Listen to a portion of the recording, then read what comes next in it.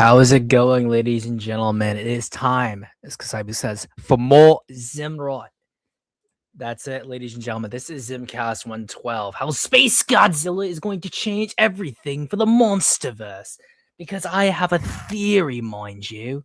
A theory about how SpaceGodzilla will make $1 bajillion due to Godzilla X Kong Supernova being the greatest thing since sliced bread. It will topple Godzilla minus zero. People will forget about the minus franchise. All that they'll care about is the Monsterverse here, people.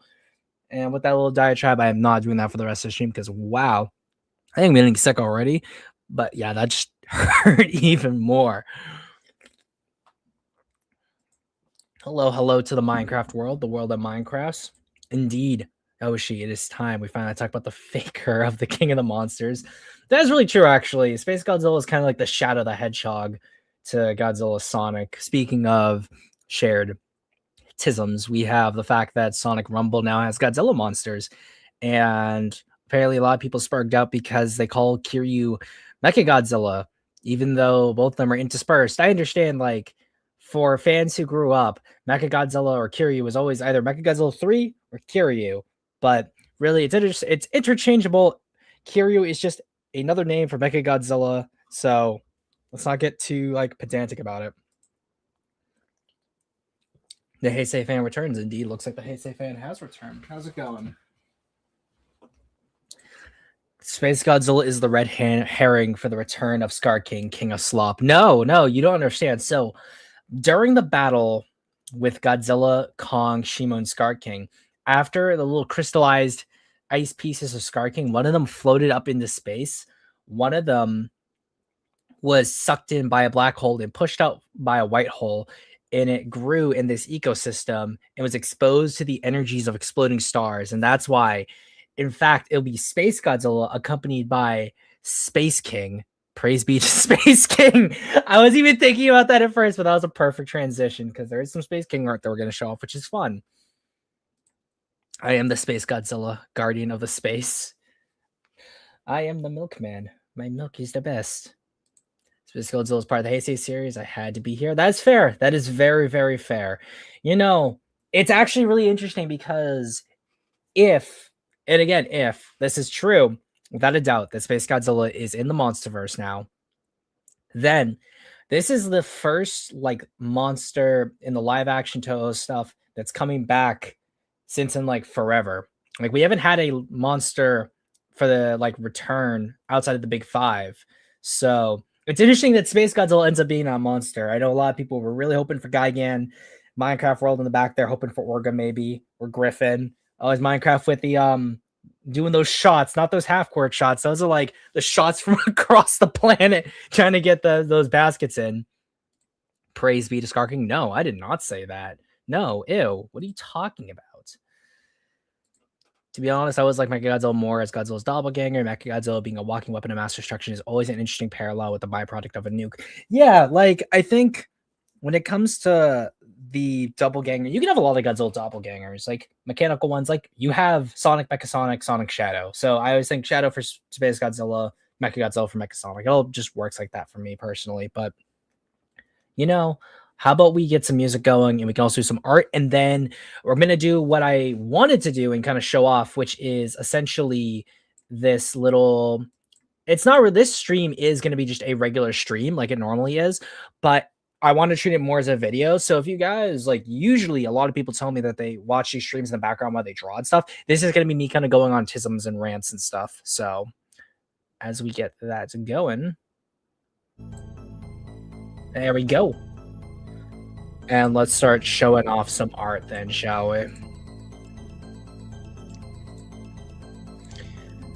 So Hoshi first up. His new version of SpaceGodzilla, which, you know, the color that she used here for SpaceGodzilla, it almost like in a way it kind of reminds me too of Groudon, except this is more pinkish rather than red for Groudon, but I like it. The shoulder bits give a very imposing Shredder, almost samurai look, which Intense Inspector, right as I say that, I see your comment here. Yeah, very samurai looking armor. And The trident tail here is pretty cool. The armor bits here, like, it very, very, very samurai inspired, I feel, which is really nice. I like this. And then you have this little sketch right here. Flawless victory with the severed heads of both Kong and Godzilla. So Space Godzilla is gonna, without a doubt, Hoshi spoiled it first, guys. Godzilla and Kong are dying in this film. Like Godzilla versus Destroya all over again. So you said the last one definitely gave a Galactus kind of vibe. Yeah, it does kind of give a Galactus vibe. We have Test Inspector. Oh no, not Test Inspector. My bad. Sorry, Joe Smo. Smo did a Space Godzilla piece here, which is like a very traditional, a very nice. It's a classic Space Godzilla. You can't go wrong with that. Like, you got all the things you need. Like, the chest here is perfect. Little extra spike here on the back. Got the tusk, the crest. All of this is perfect. I love it. You did a good job, man. And moving here to the Minecraft world with his design here, which, when I first saw this with the colors and how this is shaped here, Minecraft, I assumed that, at first I was like, is this Titanicus? But no, it is, like, I assume it's Space Godzilla since it's the theme of the stream. But I like it. The green is not what I would have expected, but that is just me. Is the music too loud? Like, I always hate having to readjust things like that. That should be better, but okay. But yeah, overall, I do like this piece. And I think you've obviously shown off your Godzilla design before. Like, actually, for a second, I thought it was Super Godzilla. Yeah. I think that's my first thought when I saw this, was that I didn't think Space Godzilla originally, because since Space Godzilla and Super Godzilla do have very, like, similar designs, but Super Godzilla's got that green color scheme, my first thought would kind of be Super Godzilla, but I know that this is supposed to be Space Godzilla.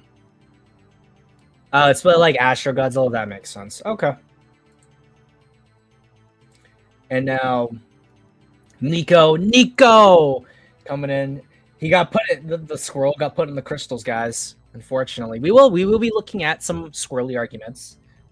As someone who is that person is a big GXK fan, and I, as someone who is a big Space Godzilla fan, and I'm not saying that, oh, just because Space Godzilla is in this coming movie now, that therefore that everything's going to be solved. I do not believe that, but what I do believe is, at least, if we're going to say that Scar King, Shimo have potential to be good movies, or at least to be convinced of it, then I believe the same should apply to Space Godzilla.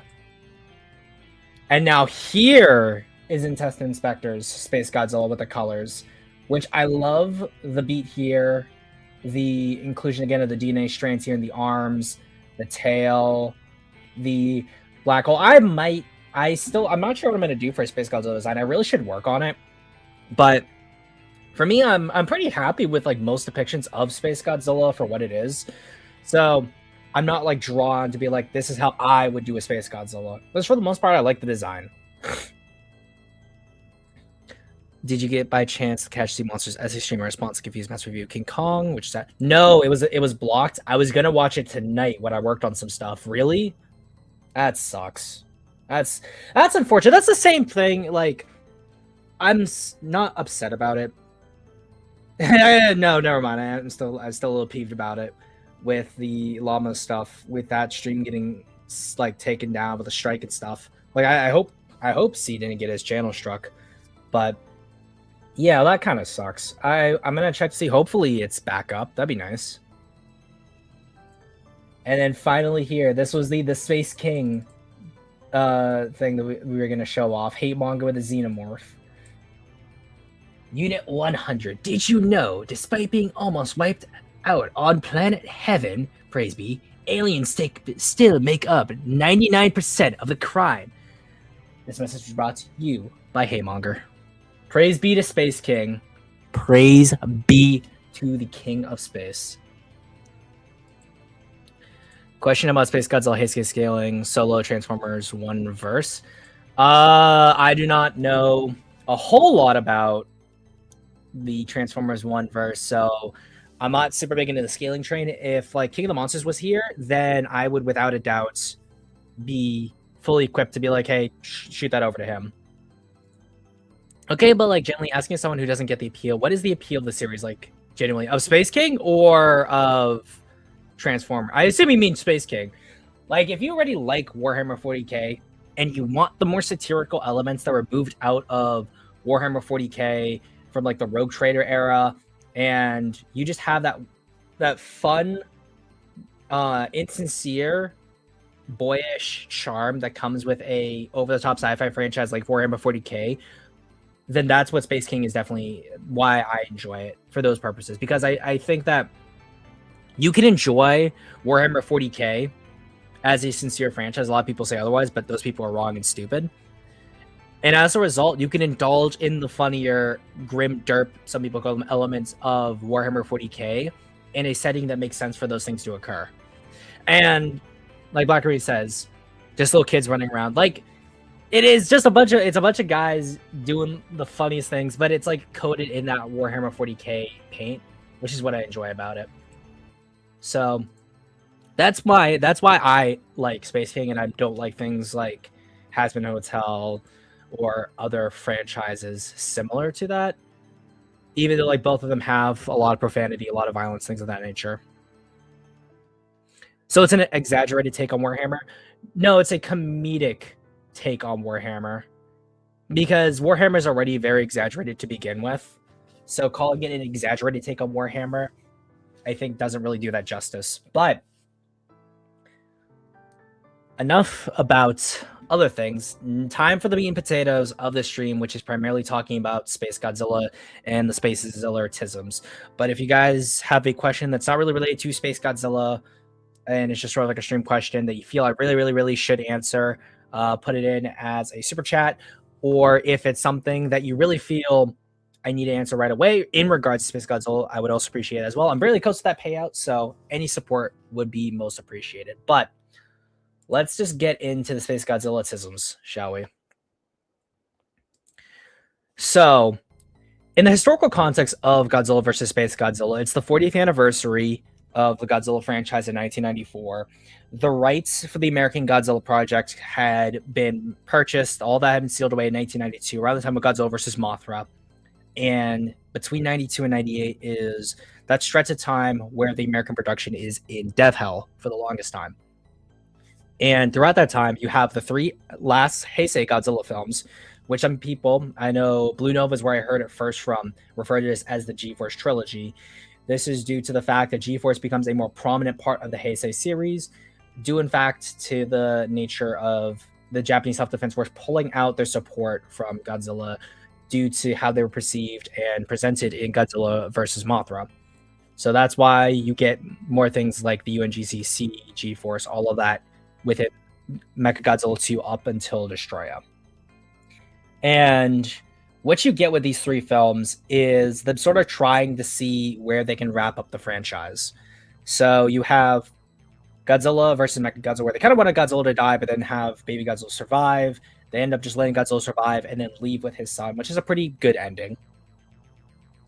You have a similar situation where they are like the American film is still in development hell, so they can probably do another film until they continue to wait. At this point now, from 94 up until 92, it's been 2 years. Like, that makes sense. Like, a film can languish for a bit. That's fine. But ultimately, it seems a lot of Toto's plans were centered around the idea that they were going to have this American film and maybe do some more films here and there, at least put Godzilla on ice for a time while the Americans do their thing. They do Godzilla versus SpaceGodzilla, and then ultimately they decide, let's just end it with Destroya, and that's sort of where the Heisei series ends. Now, at least looking at this chart here, I know it's a little bit blurry, but when it comes to the Heisei films overall, with just sheer attendance, they all rank higher up over every other film, mostly in the Showa series and the Millennium series. Like, they're outside of Godzilla vs. Biollante, that is the only Heisei film that ranks below any Heisei, any Millennium film, and that is GMK. So the Heisei films were all doing pretty well for themselves. Of course, Godzilla vs. Mothra is the highest performing in the Heisei series, followed by Destroya, which I think is fueled by the fact that it was the end of that era and Godzilla was dying, so that was something that was pumped up a lot. And then you Godzilla vs. Mechagodzilla 2 and Godzilla vs. Space Godzilla. Both of those films had better attendance than The Return of Godzilla and Godzilla vs. King Ghidorah and Godzilla vs. Biollante, which in the grand scheme of it means that they did better than the Champion Fest Godzilla films, all the Millennium films, and even like the Monsterverse stuff, because you have it doing better than 2014, better than King of the Monsters, and then better than Godzilla vs. Kong. And I know this is kind of out of date, this chart is, because I think GXK moved up just a tiny bit, but not too much. Like, it still sits down there at the bottom.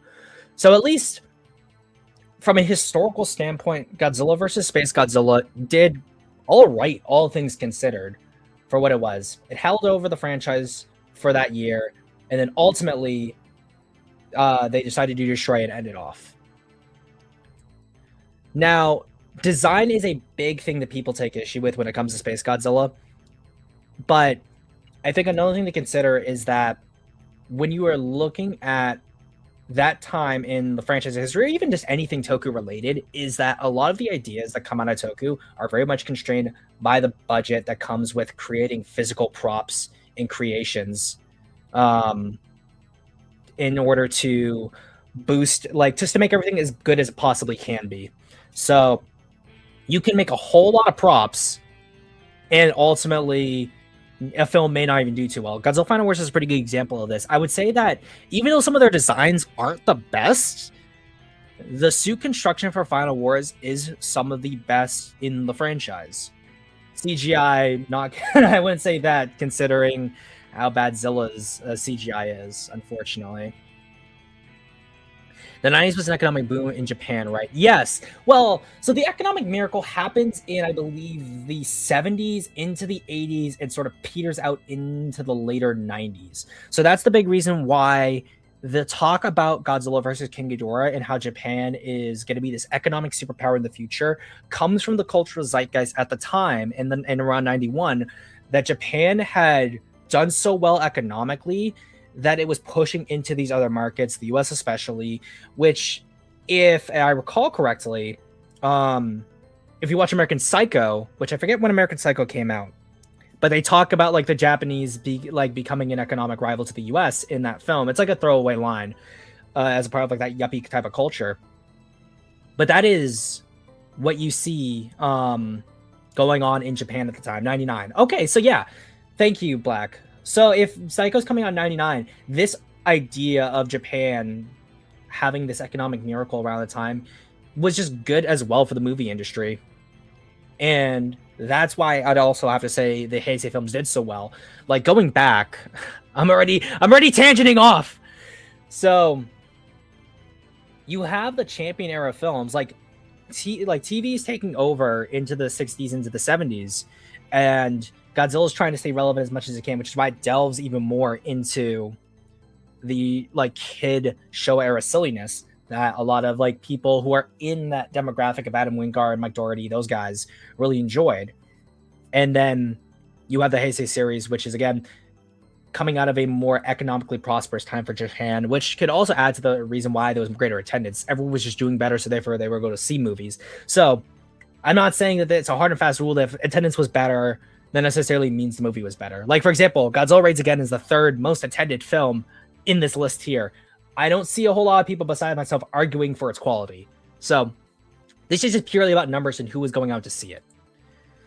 But yeah, going back to the design, it's on the left here. It's right above the Mogra. There's a few images here that you can see. These were all different ideas that they wanted to do for Godzilla versus Space Godzilla, where they have Space Godzilla taking on traits of other enemies. So since Biollante is included, King Ghidorah is included, so is Batra, Mothra, and then the little Scully one is like probably like, I guess, like a true form for it. And in the top right of that little segment there, you see the four-armed Astro Godzilla. The two topmost ones are the like Ultra Kaiju inspired designs. And then going to the middle picture here is where you see more traditionally designed Space Godzillas, which are still more in the Astro Godzilla phase, where he has ice powers, which ties funny enough into Shimo. And then on the right here is where you have the modified Super Godzilla design that ends up becoming Space Godzilla in concept. What I'm just getting at with this is if people are concerned about Space Godzilla's design being too bland because they don't like the original Space Godzilla, we've already seen 2014 take a design for like redesign Godzilla and do it pretty well. I could also understand people's concerns in the idea that since we are not dealing with the same people behind 2014, the drive isn't there, the sensibilities aren't there. They may just try to go pretty close to what the Heisei series already did. That is completely understandable, but I would say that since this film has a far larger budget than any of the Toho films, I think that what we could end up seeing is a lot of concepts that were able to be utilized with Space Godzilla be used in this future film. I'm not saying this is a hard and fast rule, but Space Godzilla as a character has a normal base form and then he has his flying form. I'd be very shocked if they just give him a singular form. I think there's a lot of visual spectacle and flair that could come with ensuring you get as much out of this transformation gimmick with Space Godzilla. And given how the fact is that the Legendary series wants to go for spectacle in a lot of ways, it might behoove them to look more at these wackier concepts and consider more forms for Space Godzilla so that it can challenge Godzilla and Kong's ability to combat this foe. I think that if I were a designer for Space Godzilla, or if I was the director, I would utilize the budget I have in order to not just give a design that is faithful to the original Space Godzilla, but something visually unique that is in line with the concept behind the character. I hope we see a crystal form similar to Zyva, the rock monster from Gigabash. Yeah, that would be really nice. Like, I think that if Space Godzilla is like a living crystalline organism, then like a pure form that doesn't have the Godzilla traits would be interesting. A form that is like a cross between the two, which is what I consider Space Godzilla's flying form. It's mostly crystal with little bits of Godzilla sticking out, and then a more Godzilla-esque form, I believe, would be best. I think that there is more room now to fulfill like the possibilities that Toho wanted to do with the character. And I think that people complaining or at least being skeptical of what they can do is like weird to me. Like for track record wise, most people love the Monsterverse Godzilla.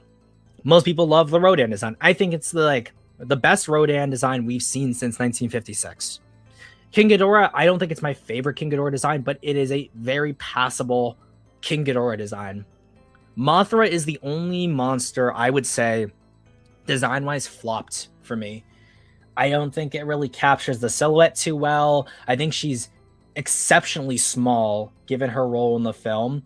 And I think Rodan's also pretty small too. But like that is like one problem I have when it comes to just a literal go-to design. And I think that there's very little that's changed between the Kodum design and the New Empire design for Mothra that makes me like it even more. I think Mothra was a design fumble. Mechagodzilla is an interesting case because with Mechagodzilla isn't just influenced by being Godzilla in shape.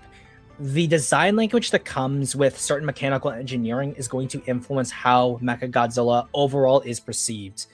So you have the Showa Mechagodzilla, which is very like 50s, 60s evil robot look. You have a sleek, chromed out Heisei Mechagodzilla that gives this idea of a futuristic fighting machine. And then you have Kiryu, which is also still very futuristic, but it has all these cables and stuff running around it, these edges, these details that in a way ground it. And now with the Monsterverse Mechagodzilla, I think Black Rooney's referencing Mechagodzilla here. He says he looks anorexic. I would say in a way he does, and I believe that may be a result of them trying to emulate the T-1000, not the T-1000, the T-800 from Terminator. And knowing that that was the design influence behind Mechagodzilla, I've actually grown to appreciate that Mechagodzilla design more and more as time's gone on. And I remember I used to like the Ready Player One design more than I liked the Monsterverse design. I've since then kind of flipped back on that. And I think that, excuse me real quick.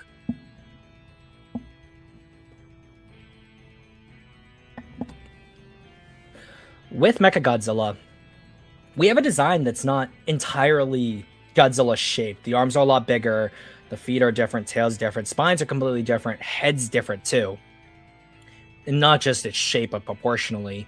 So I believe that SpaceGodzilla more than likely will not just be a like Monsterverse Godzilla doppelganger. I think that is very unlikely given the path that went into SpaceGodzilla's original construction and therefore what we'll probably see in the new film. But then going here too, on the internet, I've noticed that there are two camps when it comes to SpaceGodzilla's design. On the left, I tried to pull a few different pictures. The top one's like the big one that's been swirling around right now. It's that fan SpaceGodzilla design, which is literally Monsterverse Godzilla with the head crest, with the tusk, and with the shoulder spikes. I think that's what a lot of people think of when they think of a Monsterverse SpaceGodzilla. And then below it is a very similar case. Proportionally, it is very similar to the Monsterverse Godzilla, but it has the added SpaceGodzilla details. And then even below that, you have something that's closer, like it just looks more realistic in its rendering, but it almost just looks like a giant slab of like slate or granite or something. I know a lot of people love this design. I don't particularly like it all that much. And I think that that's what a lot of people fear, is this left side in being what SpaceGodzilla is potentially going to look like. On the right side, you have a lot of fans who take the SpaceGodzilla design and kind of go places with it. So I pulled a lot of them from DeviantArt, and I really like some of these designs. Like the top one, I think is probably my least favorite, only because the tendrils and stuff don't really feel SpaceGodzilla crystally like. Like, it's fine, but it's just not my thing. To its right, you have the Fred the Dinosaur. That's his SpaceGodzilla design. And I know this is going to be kind of pixelated for you guys, but it's Fred the Dinosaur Man. Just look up Fred the Dinosaur Man, his SpaceGodzilla. The cool thing about this design is that it has like these multiple eyes, but overall the shape is maintained. That's what I like in a SpaceGodzilla design, is that these small details that tell you that there is something extraterrestrial about it without being explicitly like cosmic horror looking, or I don't really know what I'm looking at, like an All Tomorrows or a Alien Planet looking type beat.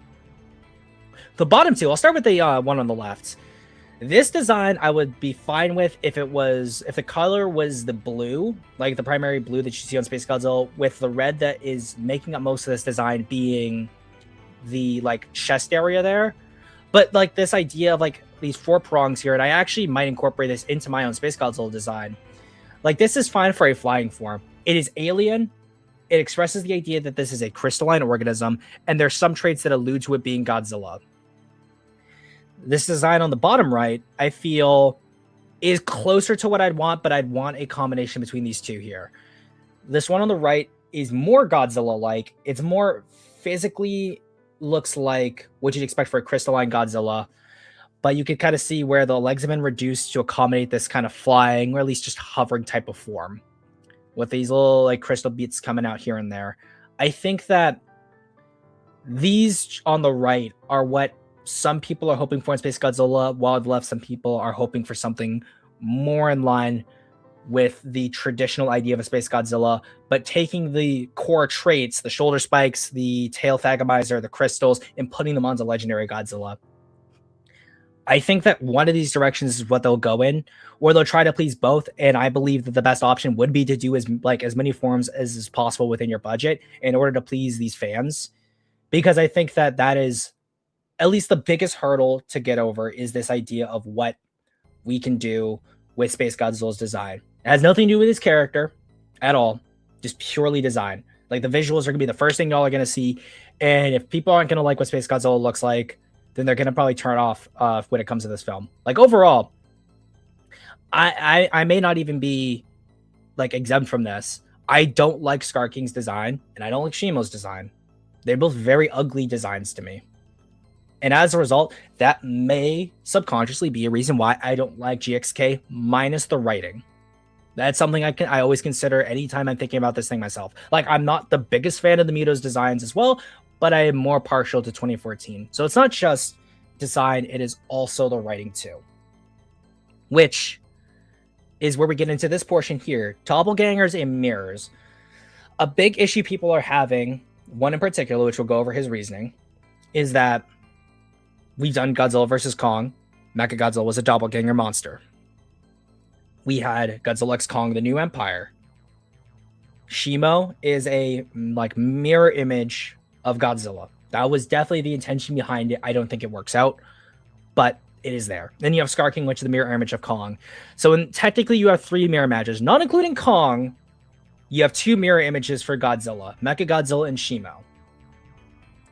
And some people might argue that, well, we already did this with, we had Mechagodzilla and we had SpaceGodzilla, so it should be fine here. The issue that people who don't like SpaceGodzilla are saying is not that we had 2 doppelgangers, it's that this is the 3rd time we'll have a doppelganger. GVK has Mechagodzilla, GXK has Shimo, and now Supernova will have SpaceGodzilla. Now, does this track? I would say, at least from a baseline argumentation standpoint, this does track. At least putting them up next against each other. You have King of the Monsters, which we can allocate to versus Mothra. Mothra, Godzilla, both in that movie. Sure, let's put that away. Then you have Godzilla vs. Mechagodzilla 2 and Godzilla vs. Kong, both have Mechagodzilla. SpaceGodzilla and New Empire, you have Shimo, so that's the carryover there. And with Destroya is not a Godzilla duplicate, while Supernova, you have SpaceGodzilla. SpaceGodzilla is a duplicate Godzilla. You have these 3 films right here having a duplicate of Godzilla or Godzilla-like thing. So that's where the argument kind of stems from, at least. And another reason why people give, again, going to this chart here, is that you have Godzilla vs. Mothra and Godzilla vs. Destroya just doing significantly better than Godzilla vs. SpaceGodzilla and like a lot of other films. So the onus is, at least from a historical standpoint, we've seen how other Godzilla films that didn't have duplicates one after the other did in comparison to SpaceGodzilla. So therefore, it's a good chance that Supernova may not do as well, or it's just going to turn people off, those people being the general audiences, off from this film because of that. I'm not necessarily sure that that's the case, and I don't agree with it, because at least in the case of 2014, I think similarly to other films, it's that moment where there's like a huge amount of buzz that's being drummed up around a new Godzilla thing coming out. That's why 2014 does as well as it does.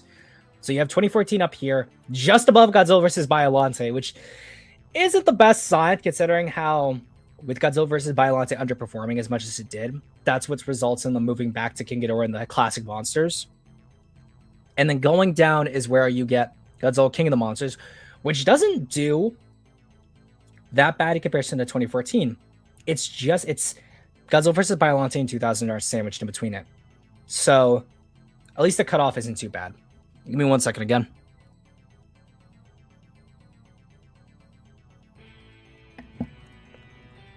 Now, going all the way down, you have Godzilla vs. Kong. This can definitely be attributed to the pandemic ruining the attendance for theaters. That I do not dispute that for a second. However, I know GXK did not do all that much better in comparison to GVK or the rest of these films. Again, I just need to see if I can find the updated attendance, but I know GVK sits in this lower bracket still. So as a result, I don't think necessarily that a doppelganger like SpaceGodzilla is going to do too much extra damage to the attendance of Supernova. I also want to note too that the attendance here is just for people in Japan. Like, all these films never appeared in the US, so take all of this for what you will when it comes to at least the Japanese attendance and like where Toho might be when it looks at its domestic viewers versus like viewers in general. I think the CGI quality for Scar King and Shimo when we see them in live action in the film or what really let them down design-wise. The writing's still the bigger issue with them though. Yeah, exactly. While Shima did start out as a Godzilla doppelganger, I'd argue she evolved more into her own thing design-wise. She's a foil to Godzilla, but not in the same design sense. True, I think a lot of people oftentimes when they think of foil, they also think doppelganger too. But that's neither here nor there, another discussion entirely.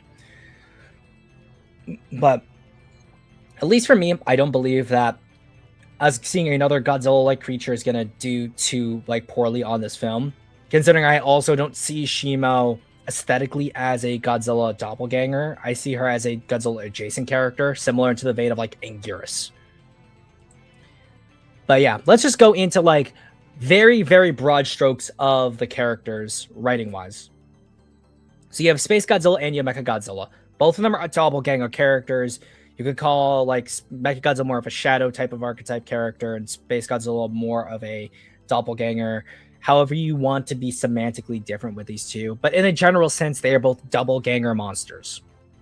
Mechagodzilla is an intentional creation, while Space Godzilla is an unexpected creation of like the messing with something kaiju related. In this case for Mechagodzilla, it's Ghidorah. In Space Godzilla case, it's obviously Godzilla. With Mechagodzilla's themes of the Monsterverse, what you can draw from it, any themes or any thematic relevance that you can pull from Mechagodzilla, it's mostly the extension of Ghidorah and things about like how we kept on messing with nature, which also doesn't really work too well. But overall, Mechagodzilla oftentimes thematically is an extension of the people who create it. In Walter's case, it's the idea of creating the apex titan, or at least allowing humanity to rise back up and fight against the encroaching monster crisis, which is completely fine. But then once Ghidorah takes over, I think that like it does speak to something about man's arrogance.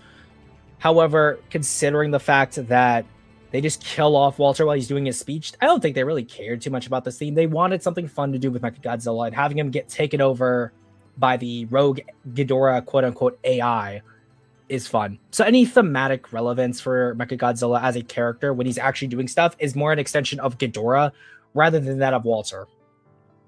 Well, with Space Godzilla, coming to Earth after its creation is just an instinctual desire to kill its donor, Godzilla, and take over the planet. So just essentially a more ramped up, aggressive Godzilla, whereas Godzilla is mostly fueled by hunger or survival. In Space Godzilla's case, the mutation also results in a greater malevolence towards things, and that's sort of carried over into the comics. Both Mechagodzilla and Space Godzilla are overcome through teamwork after these characters, like the two heroes, have a conflict with one another. In Mechagodzilla's case, it's Godzilla and Kong, which is really just the crux of that film rather than Mechagodzilla himself. Where in Space Godzilla, you have a bits with Yuki and him using Mogera to fight Godzilla for a little bit, but primarily it is them just on the same side for the entirety of the film and just kind of being tismy about it. Now with Shimo, and this is where the big draw comes in for a lot of people who are anti-Space Godzilla, is that Shimo was already a Godzilla doppelganger, so we can't do it for Space Godzilla. Like, if we were to consider Shimo a doppelganger of Space Godzilla, or a doppelganger of Godzilla, let me just grant that. I'll accept that argumentation. Shimo is a naturally occurring character. As a result, like her origins, anything that be tied to her background is unrelated to Space Godzilla. Space Godzilla is a mutant monster and is a progression of the timeline. He's not from the ancient past. He's not something Godzilla's encountered before. Space Godzilla is a new development because of what had happened previously in the films that we've seen on screen. Well, with Shimo, we don't really know what's going on with her, really the Monsterverse's deeper lore overall. Thematically, Shimo is tied to things like slavery, freedom, innocence. Character-wise, Shimo's just very different from Space Godzilla. So if Space Godzilla is in this film, he's just going to act very differently from Shimo. You're not going to get a retread of themes and ideas with Shimo. Could you see Space Godzilla, and I think this is the best option for Space Godzilla, is continue this theming with Shimo, things like slavery, freedom, and innocence. I believe that's very possible. That is very possible, and I think that could be interesting. Or at least I believe Shimo should be taken out of the fight entirely. Like, if Shimo is forced into this fight again, given that she had to fight essentially Scar King's enemies for so long, or just be used as a guard dog, if Space Godzilla just thematically breaks Shimo in the sense of she just will no longer fight, no longer do anything, and just kind of wants to live quietly, I think that'd be a good bookend to her character. And the only way I would want to see her reappear is if she ends up coming back and like having a character journey of her own. But I think where she's at as a character, her journey and her like story has ended, and I think the only way that would be useful for her would be to continue that road and kind of have Space Godzilla essentially relive that Scar King trauma and have Space Godzilla just mob her. That's my opinion on the matter. Space Godzilla was a result of short-sighted pollution in space, wasn't he? No, so he was the result, or at least the two theories, is that either when Mothra went to divert the asteroid in 1999, pieces of Godzilla's flesh that were on her were mutated, or when Biollante ascended up after Godzilla had defeated Biollante and the plant beast form had essentially been calmed down through the defeat. Those are what go up and end up mutating into Space Godzilla. I believe it's more likely Biollante being the origin for Space Godzilla due to some visual similarities like the tusks and the elongation of the snout. That's what I believe is more likely. And because Mothra is still going out to stop that asteroid and Space Godzilla is coming this way, I think that it's more likely to be Biollante rather than Space Godzilla. I mean, Biollante being the cause rather than Mothra. Scar King is actually an anti-Tate allegory. He's actually super deep, you guys. Yeah, no, like, I think Scar King is a slop villain because he's just a blank canvas, bad, evil person that you can impart whatever bad guy, evil person you think of onto him, rather than him actually having distinct characters, motives, or, like, coherency of his own. But going back to this comparison, you have... Shimo is the muscle of the antagonist. She isn't the antagonist in and of herself. She's the main physical threat because Scar King is so weak. And ultimately, her defeat doesn't bring much emotional catharsis. That is the same for Scar King. Space Godzilla will have an emotional catharsis similar to Scar King in that defeating him, ultimately, and by killing him is the end goal more than likely. Whereas with Shimo, the main goal is essentially to free her. That is laid on super thick. Given the fact that when Eileen is talking about Shimo, he's like, he controls her with pain. So, unless, like, someone's trying to control Space Godzilla, which is unlikely, I think that more, like, overall, there's going to be no similarity in terms of, like, the antagonist role with Space Godzilla versus Shimo. It's very different. And again, I don't think Space Godzilla is going to join the team and be a part of this larger alliance in a future Monsterverse film. I think Space Godzilla is going to more than likely be an out-and-out villain.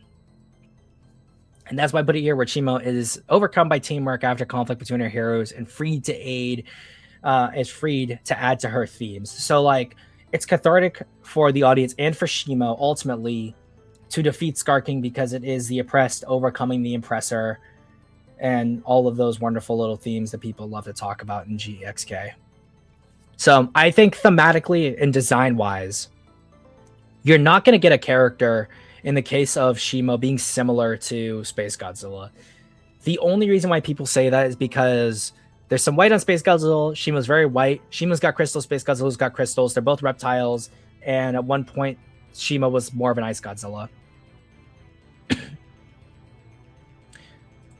Wait, is that Happy Wheels music I hear? No, it is not.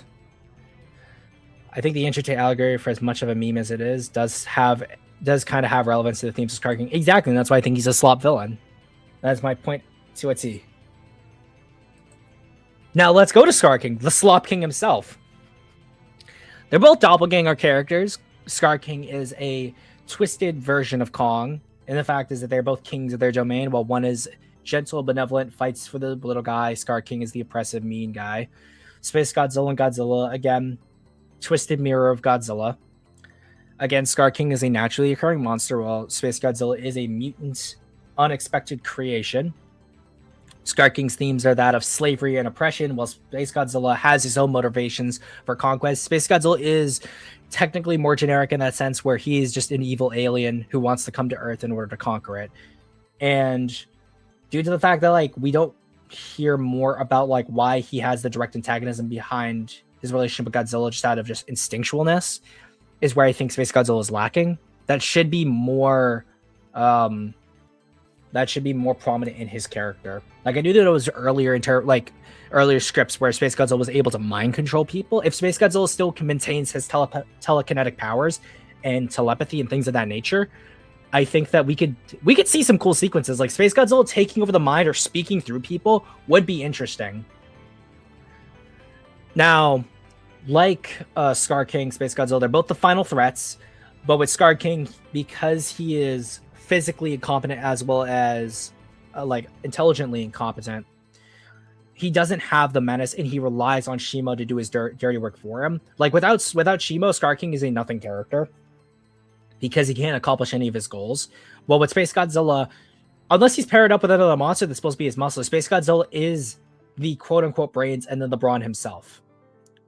So you're not going to be getting similar fight scenarios with these two. And I think, if anything, it would be cool to see a monster like SpaceGodzilla, or any monster for that matter, be able to take on Godzilla and Kong and ultimately be the one to defeat them, because the whole goal of Mechagodzilla is to have Godzilla and Kong team up in order to beat Mechagodzilla.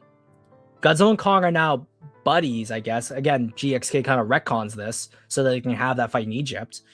But at this point, if Godzilla and Kong are able to team up so well, then it is a new dynamic for them to figure out how to defeat a monster that they together can't beat. That is where the spectacle is going to come in with SpaceGodzilla and whatever else human-wise is going to be going on in that story, which I cannot stress enough. If this movie is going to be more human-focused, then there needs to be a good human story. We cannot do this thing where, oh, the humans just kind of bumble along, they get to point A, point B, then we have monster sequences. I think that the potential that SpaceGodzilla has, like I said, is there to really intertwine the human and monster portions so that I'm not bored half the time and then ambivalent the other half. Wrong, Zim. Skarking could accomplish his goals, but he won't because the plot requires him to be stupid. No, I don't think he could he could accomplish his goals, but without Shimo, he can't accomplish his goals. He is completely dependent on Shimo because physically as a threat, he's not a threat. Without Shimo or without the ape army, Kong just beats him straight up. With the ape army, Godzilla can mop the floor with him, and then Kong is able to beat the apes. It could be argued that Kong versus the ape army and Skarking, Kong loses because he'd just be overwhelmed. But no, Skarking on his own is not the same physical threat as Ghidorah or SpaceGodzilla. Wait, no, outer space is Agartha. The Hollow Earth is the Hyperborea. I mean, well, the Hollow Earth is technically Agartha already. Hyperborea would be something else technically. It'd be interesting if they both lose in the first fight. Like, I think that, yeah. At this point, we should really see Evolved Godzilla if we're going to see Evolved Godzilla return in Kong with the axe and the power glove, which he's probably not going to have anymore because he's all healed up. Those two should be tested to the limits. SpaceGodzilla should be just wiping the floor with them. Like, SpaceGodzilla wiped the floor with Mogira and with Godzilla. So it should follow that he should be able to do so again.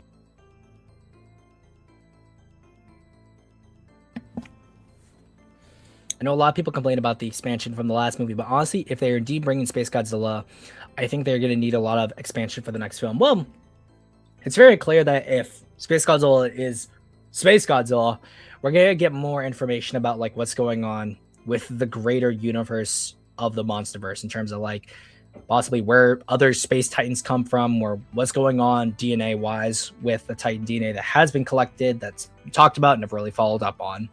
So Godzilla and Kong will combine like the Megazord. No, they'll do the fusion dance. We'll finally get to see Kongzilla in a live action film. Potential means something to be developed in the future. Another O5L. Wait, I'm so curious. What did O5 say? GXK's potential movie, basically. Yeah, nope. Saibu's right. Potential means something to be developed. You could say that GXK had potential, but it is not potential the movie. So I guess common 05L. You call it Godzilla, Kongzilla. I call it Gonk. No, that like if Kongzilla ever became a thing, that should be like what the roar automatopoeia is it? Because for Godzilla it's like the Skreonk. So in Kongzilla it's just Gonk. Hey Zim, speaking of which back, I actually have a Monsterverse film idea solely following Kong over Supernova, and the new place the story will lead to set will be Hyperborea. I think Hyperborea, honestly, they should just go into like the schizo conspiracy theory type of bits. Like I'm doing something like that in my own work, like for my novel. And yeah, like if you were to ever introduce like an icy part of Hollow Earth, just call it Hyperborea. Like the Hollow Earth is like Agartha is just another word or another name for the Hollow Earth. So yeah. Scar King should have shit and then they fumbled it. Space Godzilla won't do that. My god. Nah, a Godzilla X Kong fusion would be God Kong. Well, no, because you could have Kongzilla or God King, God King or Kongzilla.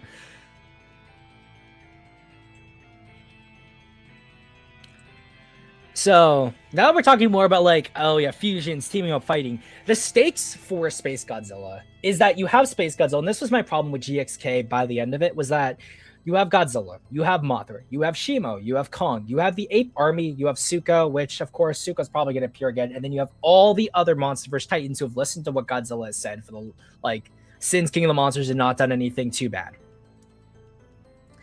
If Godzilla is gonna need backup, which is clearly now he's willing to accept help, it would be visually cool to see more of the original Titans go up against Space Godzilla. Whether they win or lose, ultimately, the way I see it, Legendary doesn't care about preserving their original Titans and like making household names out of them. Like, unfortunately, I feel like we're past the era of Anguirus, who appeared in Godzilla Raids Again, will appear in Godzilla vs. Gigan, and now will be a bigger part of the universe as his own iconic character. Like, the closest we have to that is like maybe Behemoth, maybe Tiamat, maybe Scylla. But again, Scylla's dead, Tiamat's dead, and Behemoth hasn't been seen on screen since Caught So Space Godzilla has a lot to go up against. I believe that Space Godzilla unfortunately does have to mog Shimo. Shimo is the most powerful monster in the franchise right now. She's able to shrug off Evolved Godzilla. Whether you believe Evolved Godzilla is weaker than Burning Godzilla, I think is just overall irrelevant. Shimo has been set up to be part of why Ghidorah was frozen. I know, like, depending on where, like, what sources you claim, things of that nature, Shimo wasn't there or Shimo was there, it doesn't really matter. With Shimo, she's able to do so much and essentially was not harmed at the end of the film. So in order for for me to reasonably be invested as a fan in the threat that is Space Godzilla, it has to be prison rules. It needs to be on site. Space Godzilla comes in, like unzips pants, straight up floppy, just a little on Shimo's face, and just absolutely destroys her. I'm talking massacre, like fridge her. I want her to get Kyle Rayner, like his girlfriend, whatever happened to her. Like, fridge her. Fridge the ice lizard. Turn her into a literal fridge. I don't care. Let her die. Same thing for, like, the apes. Like, overall, the apes present another threat to this whole film. There's so many of them. If Space Godzilla can just wipe them out. One, I don't care if someone says, like, that undoes the ending of GXK. Don't kill all of them. Like, you don't need to kill every single one of these apes. Like, Kong can still have apes to go back to by the end of the film when they beat Space Godzilla. That is completely fine with me. But reducing the number of players in this hypothetical chess match, which is Space Godzilla versus the world, he needs to do a tournament bracket and literally kick in a few people. Shimo, first on that list, I believe. Godzilla and Kong together should be that. Yeah, Shimo should get her back blown out. I think that is absolutely necessary. But if you don't kill her, like, Buckbreaker, essentially. Make it so that if Shimo's defeated, she's, like, too emotionally damaged or physically injured to do anything for a while. So that if there's another threat, it doesn't necessarily need to be on the same level as Space Godzilla in order to be a threat. Like, I think that that's primarily the problem that GXK was left on, was there were so many monsters that could aid Godzilla. Godzilla and Kong got so powerful along with more powerful allies. So that is where I believe we're at. And I don't even necessarily need to think that, like, Godzilla and Kong need to get a power boost in order to beat Space Godzilla. If there's some way that the humans can interact meaningfully in order to bypass some kind of hacks that Space Godzilla has in order for those two to win, even if they don't, like, in the power scaling of the Monsterverse, get above Space Godzilla, and Space Godzilla ends up being that tier above the rest, I am fine with that as well. But there needs to be a level of believable power scaling that can occur in order for me to believe in the threat that is Space Godzilla.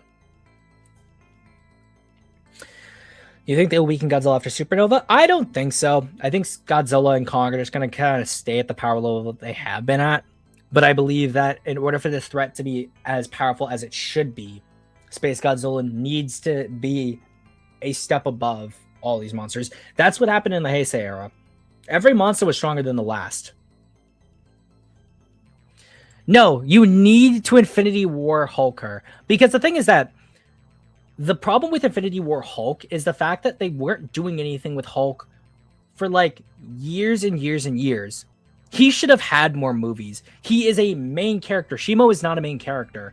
What they end up doing after Age of Ultron is that they try to adapt Planet Hulk. And therefore, they stick it in a Thor movie, stripping Hulk of any character he could have gotten from that storyline. Shimo, like, being taken out of the fight and allowed time to heal and therefore follow per character later so that we can actually just have a legitimate threat is better and like far less egregious than taking a main character who had a solo film, it was in numerous crossovers and had potential in his writing versus a very like just one note character like Shimo. Universal's the reason we don't have a Hulk film. Yeah, that's true. As well as merchandising. Again, going back, we'll skip back to designs. Like I said, if we get more than like 2 Space Godzilla forms, you can merchandise that. Like you do a lot of merchandising with that, and I'd be fine with that. And then Space Godzilla needs to be where Suko the Treacherous and Doug the Stinky. I hope Doug never returns. Please, I do not need to see another Doug cameo in another Godzilla film. Like, if Spitore is taking over the reins from Wingard, the Wingard-isms need to stay in the Wingard films. No more Doug. Hopefully no more Suko. Like, if we get, like, maybe a shot of Suko and the other apes just listening and being happy, that is fine. I would love to see that. Or, like, have, like, shots of them having to fight and, like, die at Space Godzilla's hands. Or, like, Suko injured and that motivates Kong. That is fine. I do not need them to be a big part of this film. Yeah, no, Doug. Silence brand. I don't need it. Doug can get garroted. That's fine with me. Yeah, Doug has outshined the other original Titans. The only reason why he's done that is because he's, again, just a literal meme. Don't disrespect your boy. I will disrespect your boy.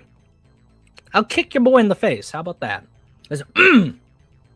American History X, Suko. Just right in the head.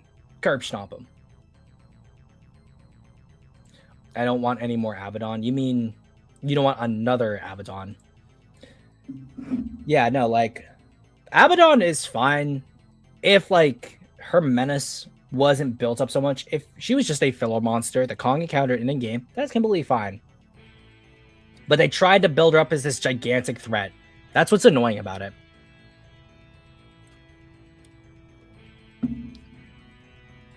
No, that's my problem with him. He's the poor chubby lizard.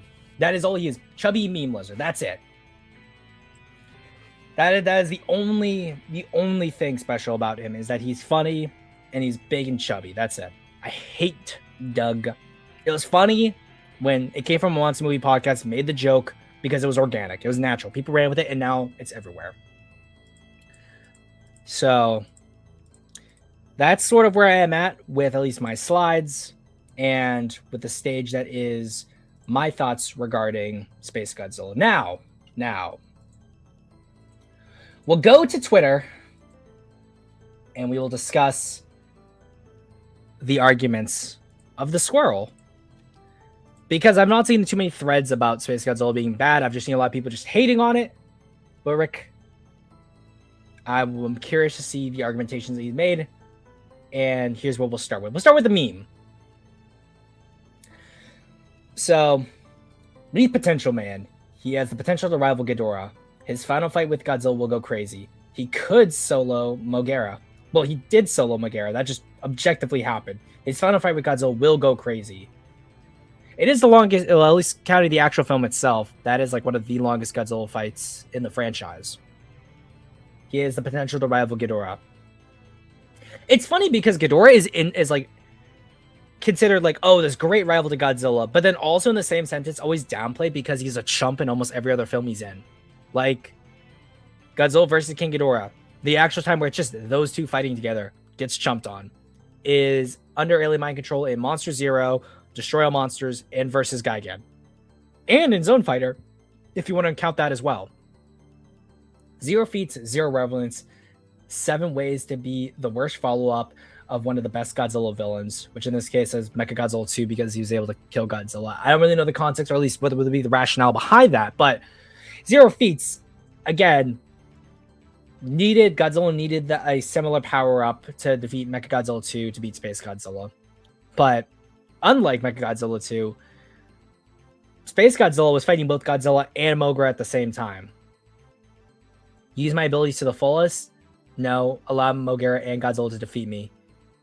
Well, no, he did, though. That's the thing, is that in that fight, he does use his abilities to the fullest. It's just Godzilla is able to absorb his energy, so Godzilla is able to use his abilities to the fullest to defeat SpaceGodzilla with help from Moguera. If and when, but never was. Just not really true, but again, this is a meme. I'm not judging it too much. It's the rationale that we get to it later, which is this one right here that we'll talk about. So, Shima was literally designed to be an ice Godzilla. Even in the director's commentary, they talk about the development of her ice breath in relation to Godzilla's atomic breath. And we'll just do this here. Shima was designed by Jiro Krzyzewski, who described the process as very challenging. Directed to create an ice Godzilla, his initial designs were deemed too dragon-like. I have seen all the Shima concepts. They all suck. I'm sorry. I do not like any of the Shima concept arts. Most, like, all the fan designs are just better than the concepts or even Shima herself. See, this is how I know that, like, I do build bridges, because if Black can confirm that Rick is right about this, proves that I can bring people together. I was able to squeeze that out. I love it. Does Rick complain about people saying shit that doesn't even happen in the film, so he's just doing the same thing? No, we'll give him the, like, it's a meme. It's a meme. Don't be too hard on him. But no, it's in the audio commentary, so it's definitely true. So common 05L. I can't believe you maybe do it 05. Another version was based on Barugon. Ultimately, Krzyzewski took inspiration from Komodo dragons and polar bears, with chameleons also factoring into the face design. According to him, Shima was originally intended to be male. Early renditions of Shima showed her with a more crocodilian snout, and one depiction even presented her as almost identical to Godzilla, only colored differently. This is true, and this was responding to Javante, talking about how he's not sure why people consider Shima a Godzilla doppelganger, even if intentionally the initial idea was to have Shima be a ice Godzilla. In design and character, she's very different. So I wouldn't consider Shima at this point to be a Godzilla doppelganger. You're heading out, Hoshi. Thank you very much for coming in as always, my man. It's good to see you. I love your art. I love Shimo. You love Shimo. Well, of course. Because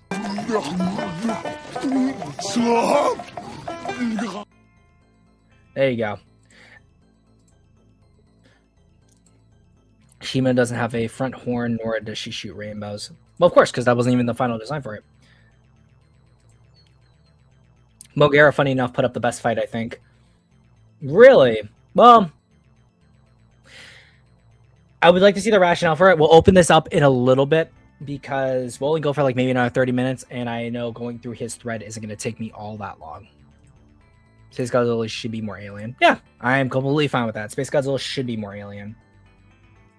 Slop recognizes slop. Now, may I break down why this defense does not work? And this is Space Godzilla haters are a confusing lot. I'm legit convinced they haven't watched the movie, nor even taken note of the fact he's a final boss in the majority of Godzilla video games, even to the point of people saying the comics don't count. What do you mean? Of course they do. Him being a final boss in a few video games as a retort is essentially saying his worth as a character is he's super duper powerful, so that makes him good.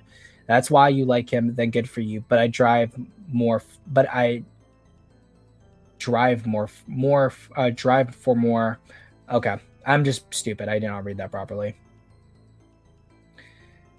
And So, like, that's fair. You may drive for more, but he does say he's a final boss in the majority of Godzilla video games, even to the point of people saying the comics don't count. So that would also include his writing in the comics, which is this one here from the one shot. His appearance in video games and comics that a lot of people today keep replying to me with in frustration need to understand that these forms of media are for Godzilla fans mainly, while the movies attract those people. If he isn't able to provide on film, he's already lost to them. That would be the point of making him good for this film. And the argument people are making is that his original film may not be the best, but it's very clear that under proper direction, you can do a convincing story with him. And as a result, if he's going to be the main antagonist of this film, then they should do the proper job in order to make him as convincing and beloved a character on screen as he is in the comics. So I don't really understand the logic here for this argument. In Lost, I mean, any desire to see him. If the general audience can't find anything to like about him outside appearance and set power scaling, comic books and kaiju video games are far more niche and are sold to fans of the franchise. So even if they did him justice there, it's not going to translate to general moviegoers who saw him in 1994, decades ago.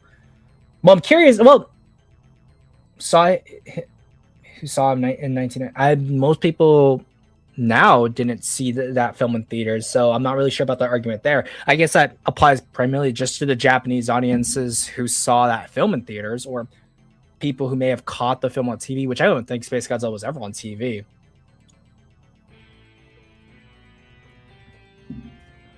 But like taking these arguments right here, or at least we'll add this as well. Many of his reasons for being there are from deleted scenes and behind the scenes for the movie. The average person is going to find anything to connect him with other than he's just mean monster. The same applies to Scar King, though.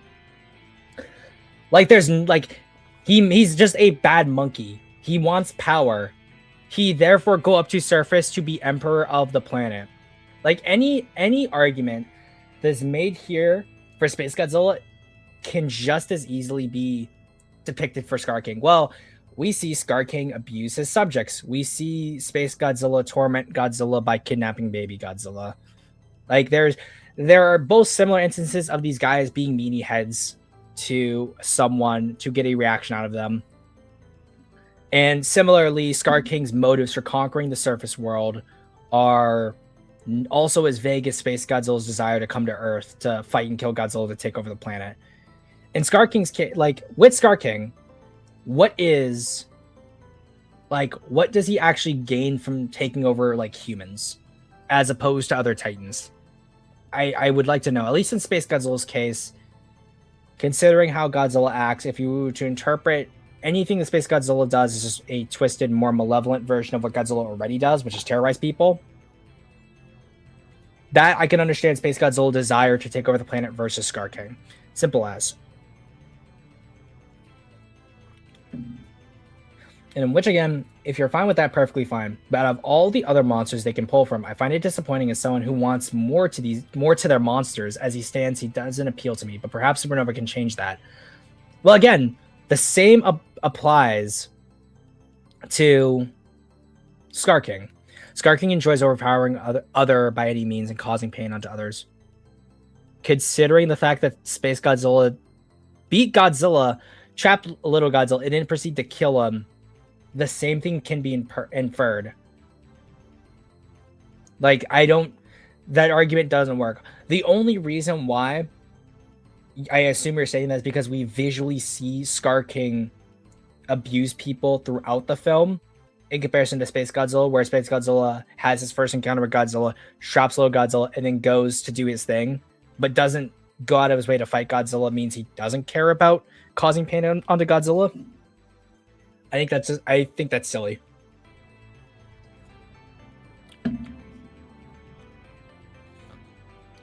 Space Godzilla takes value from conquering Earth because he draws energy from Earth. Well, he draws energy from space. That's why he's Fukuoka Tower, because he was channeling the cosmic energy to the tower to give himself more energy. That's where that's coming from. Like I guess I just see Scar King as what Rick sees in Space Godzilla, but the difference being is that if we both admit that both Scar King and Space Godzilla are just nothing characters who are just mean for the sake of being mean, Space Godzilla is still just a more visually interesting character. Even if you say, and even if I grant that Space Godzilla is just a palette swap / modification to the Super Godzilla design, that design is still interesting. Scar King isn't interesting.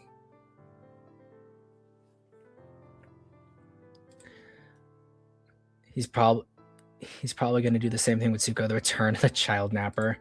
If he does that with Zuko and they just did it because of the parallel, that'd be funny.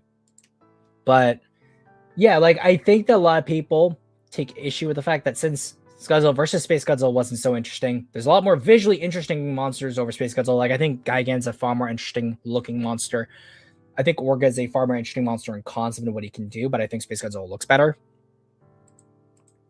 I believe that's another reason, at least Godzilla fans, they take issue with Space Godzilla returning. But I'm happy that we're getting another monster like Space Godzilla. I think too, and I think it was G-Man who said this on Twitter. I can't find that specific quote that he had mentioned, but what he had said essentially was that if the original film wasn't that good, then you can only go up from there. And therefore, we know that Space Godzilla is from a bad film, so therefore we can just do a lot more and a lot like better things with him now. That's completely fine as well. I think that with Space Godzilla, at least, it is a safe but classic character that you can adapt.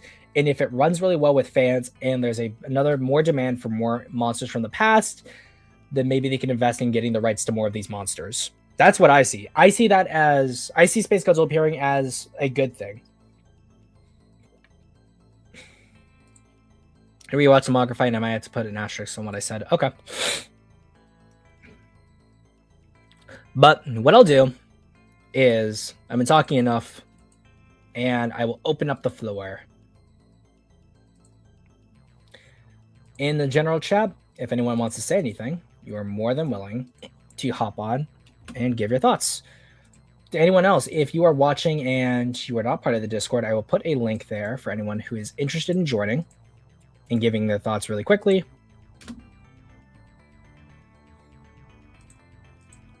And as always, if you guys are super generous, I still have my Patreon set up. I'm going to be finishing up a few things for that. I'll be posting a little bit after Christmas. So if you want to be a Patreon supporter, that'd be awesome. Again, super chats are nice too. Or if you want merch, I do have a TeePublic. I'm working on a few other shirt designs. I still have not gotten the Chibi Zim stuff set up yet, but that will be coming in sooner rather than later. But I do have, at least with this image here, I have the Zogura little styled hoodies, if anyone's interested in those, or just shirts in general. So now that I've got some people in, we'll invite them on. We've got the Crafter of Worlds, Minecraft. Hello. The man from across the pond, Lau. Hi, guys. And the studiest stud to ever be a stud, Nico. What is up, my gamers? My Goggins. My Hello. filthy What is Goggins. up, my guys? My gamer ass. What is up, my Space Godzilla fans? Exactly. Now we are the defenders of fun against the fun phobes. I actually rewatched Godzilla vs. Space Godzilla earlier today before the stream. I found like every single Godzilla movie pre G14 on Internet Archive, so I decided, screw it. Oh yeah, same. I also watched it there. Yeah. And we cannot forget as well, he's now here. He is the blackest black I know to ever be a black, which is unfortunate. I am so sorry for him. Blackaroonie. How are we doing, my Yakubian apes? And there goes the neighborhood. Take me down to the land down under. And now the Seaman himself, the monster of sea.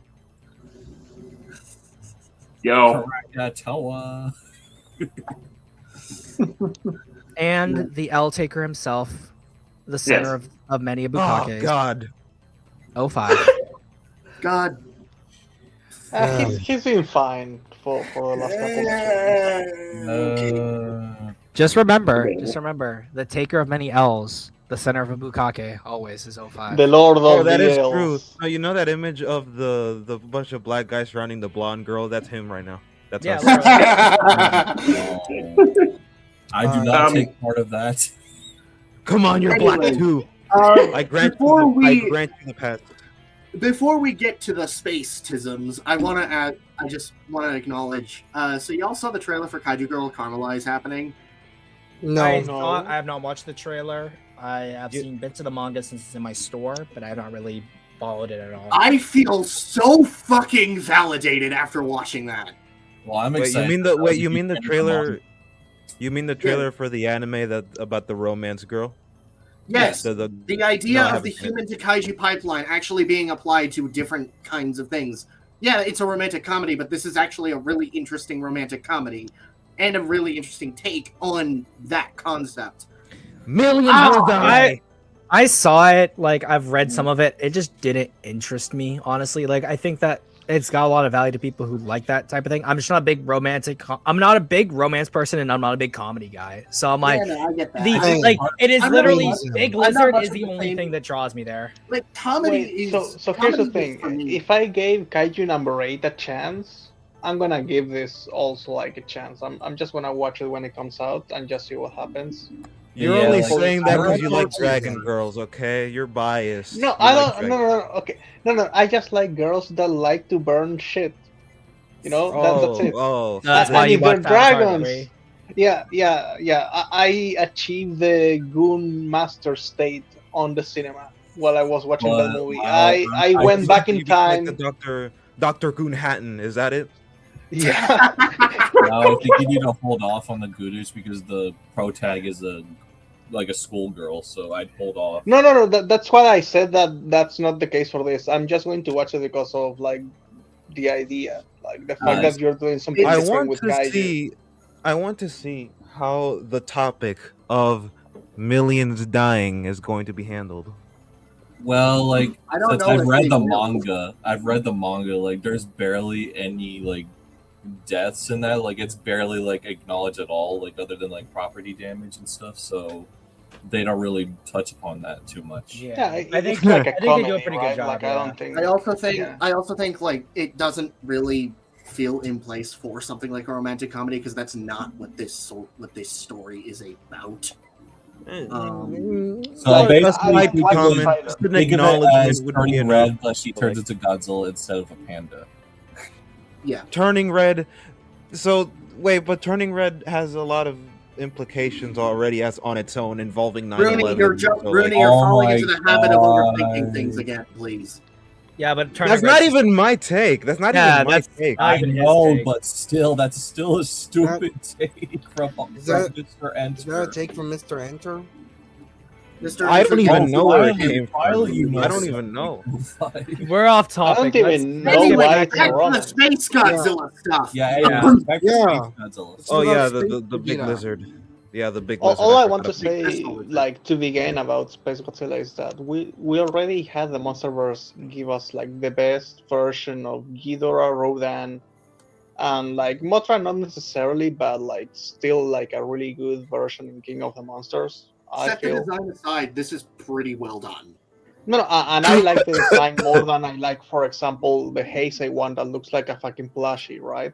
Oh, God, I have so many problems. I have so many problems with the Heisei design. It's not even just the Yeah. blushy look; it's the colors. It's too bright. Which Heisei design? Which Heisei design? Mothra. Eh, 92. I like Mothra. I disagree. I think it looks. Leo powerful. looks fine. Leo looks fine. Armor Mothra, my beloved. Oh God, I don't I like don't the know, way they I used just like Godzilla fluffy versus Mothra in the first Rebirth. I don't know. I mean, I like Fluffy Mothra on her own, but not as a Mothra. Yeah, Showa. 90 That's partially why Showa is. Showa is Yeah. my. I guess maybe Even like Destroy All Sponge- Monsters. I guess maybe like the Pipeworks games kind of eased me into the Heisei Mothra design because that's what they primarily used. But I will say, like, as I've kind of got as the years went on, back in my youngin days, when I was getting even more and more into Godzilla, seeing other versions of Mothra did kind of make me go, okay, the Heisei version could have been better because you got like GMK and as well as like Final Wars, which is designed, which kind of look a lot better. I think the Tokyo Tokyo SOS version was also in Final Wars. Well, I have about not in continuity, just the design. It's the same design, yeah. Yeah, it is. Yeah, it's the same. I prop. zoned out and I heard JFK. What? What? GMK. I heard you. GMK. How did you go? How did you? Nothing bad ever happens to the Kennedys. Nothing bad ever happens to the Kennedys. You know, for the longest time, I thought he would sound like Cusco. I was so disappointed when I found that he did not actually sound like Cusco. I That's like not your even funny Steve. words, Magic Man. That was Or no. Nico, literally, when Godzilla is explaining to Kong that he needs to power up in order to beat Space Godzilla, I like your funny words, Fire Blizzard. I can. You know, the funny thing is that I never watched The Emperor's New Groove in English. Like, I only watched it in Spanish, which, by the way, I feel like it's more fitting, given the context. But I was expecting you to say you true. haven't seen Emperor's New Groove, period. No, dude, I watched it like so many times. Like, also, it's so easy to watch because it's so short. Yeah. Alright, Sadly, amazing. like if they made it 5 hours, I will watch the 5 hours. It is.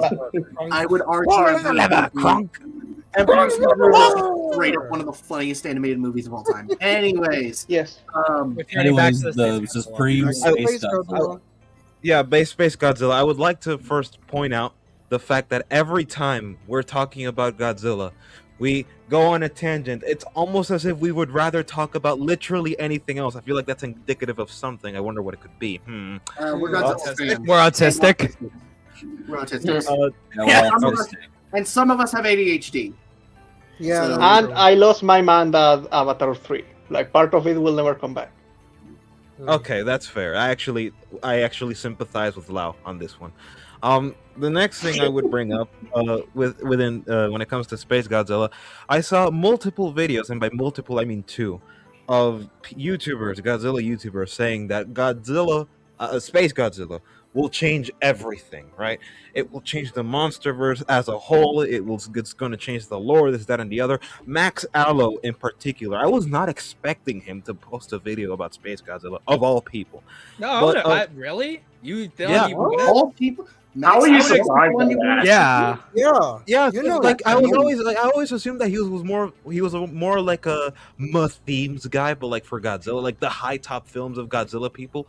So that surprised me when I saw that Space Godzilla video come out. Did you watch it? I'm gonna. I be mean, it's a honest, big I don't know announcement. who Max Allo is. It's like You're asking me if I watched the Max Allo video? Why would I do that? Well, no, literally, because it is like a typical kind of like themes type of video, just kind of adding into the announcement of Space Godzilla. So like, it's what you'd expect from him. I mean, Yeah. at least Max Allo in recent years Smo. has been more. Oh, hello. Joe Yeah. Smo. Hello. How's it going? Going good. Very good. It's Good. going. Just appreciating the god himself, Space Godzilla. Yeah. Yeah. I'm the number one Space Godzilla fan. No one can. No can argue likes with it more than me. No one. No one be I have- spacing like we be spacing. He's By gonna the way, make the Chaos by Emerald. the way, I stand. currently am holding the Godzilla Rivals King Ghidorah versus Space Godzilla. I Oh, wanted that's to- such a good one, dude. Like, It- that's I heard like, It's Godzilla so- Rivals. I What do you think mean Space by Godzilla, in terms of comics, is one of the most consistently well done characters. At least with the comic stuff, because like, holy yeah, fuck! Space But Godzilla in terms of Minecraft, like the characterization comics was don't count, same remember, if you don't, by if he comics. doesn't do well in the movies, he has no validation according Listen, to. I know it's a meme, but that meme genuinely made my blood boil. Oh Like, yeah, some me too. people- is one of my favorite Godzilla kaiju, and that made my blood boil. But Some okay, people shouldn't be going allowed back, to going judge back a to the post. topic before going Oh, back to the I topic. wanna- Black, continue your point. Yeah, I was gonna say, because I heard like a lot of people were upset about that meme that he made, but like, I'm thinking, okay, if we're talking exclusively about the movies, which is the main medium that people consume when it comes to Godzilla, I mean, in a way, like he's kind of right, don't you think? Eh, Like if we're because comics, no, Um, like who reads the comics that could be considered the general audience, or the movie's not made for the general audience, and then the fans as Well, well. Like, the reason why I don't agree with that is that rhetorically the argument doesn't make sense, because what his argument also results in is saying that the character doesn't work because the movie was bad. That has nothing to do with the actual writing. If there are mediums in which the characters can be done that's what he better, meant. that's what he's meaning. Is that is like, oh, the only things that matter are the movies. The only movie he was in was bad, therefore he's bad as a character. Not that we don't Oh, care about the movie, we don't care about the comics because they are tangential material only for Godzilla fans, which is something he also puts in, but rhetorically, how he sets up the argument, that doesn't really pan out properly. But here's a question: Oh, What if okay. the introductory film for Space Godzilla was bad, but then the MonsterVerse film comes out that has him in a whole nother continuity? You know, if it technically would be make him like a whole nother character, essentially, at least like a whole nother incarnation, and it turns out to be really good. Then what? Then he's kind of out. Then he's shit out of luck, and that meme is completely null and void. well, Yeah. he And did say honestly, like to be fair, he is Yeah. willing to like warm up to him if it is that case. So like, And Yeah. to be fair, Too like far he's from that. way more relevant than, for example, Gavra, Evira, all of those other ones. Yeah. Even like Violante, I feel like Violante, when she's used, she always like people always do the same thing with her to a certain extent, or she's just Yeah. like a big Themes. bad guy. Yeah, but Space not even just G the has themes, had it's the like a character. renaissance when it comes to the comics and his characterization. Yeah, dude. He was like, aside from Mothra, he's the only other character recently to get a one shot. And the one shot, from what I still need to read it, but the one shot I've heard was pretty fucking good. oh, Yeah. versus Yeah. Space Godzilla, yeah, it's goaded. I need Yeah, to it's like read Really it. goaded. And But then this the is- rivals you mentioned, like that comic, it just so happens to be. I think it's like the best rivals comic. By That's the not, way, even that's not even mentioning his appearances in Godzilla in Hell and Rulers of Earth. Just Yeah. Yeah, straight up like, he had the just best sequences been involving They the literally character. had a beam lock so powerful it destroyed the planet and sent both of them to the afterlife. Nah, Wow. they Actually, he- teamed up against the Trilopod. And guys, he appeared in an animation of Godzilla in Hell. I think you've seen that one. Yeah. Oh, that's the motion comic from Yeah, Hell. that's Yeah. Oh, No, no, wait, no, there no, is a no, fan-made no. animation. Someone made a fan-made animation. You guys don't know Yes. about it? I saw it. Yeah, was it was pretty the good. same guy who did that one Gamera animation a while back. Yeah. I Okay. think the okay. alternate GVK animation. Yeah. Which he never continued. God Yeah, damn it. but yeah. So the thing I wanted to overall talk about, because I feel like no, Zim did talk about it, but I feel like he didn't talk about it enough. Is that's what this basically is for. just okay. Never mind then. So I'm gonna do your job for you, because this is my area, writing. Oh, boy. So yeah, you're gonna hear me talk about this.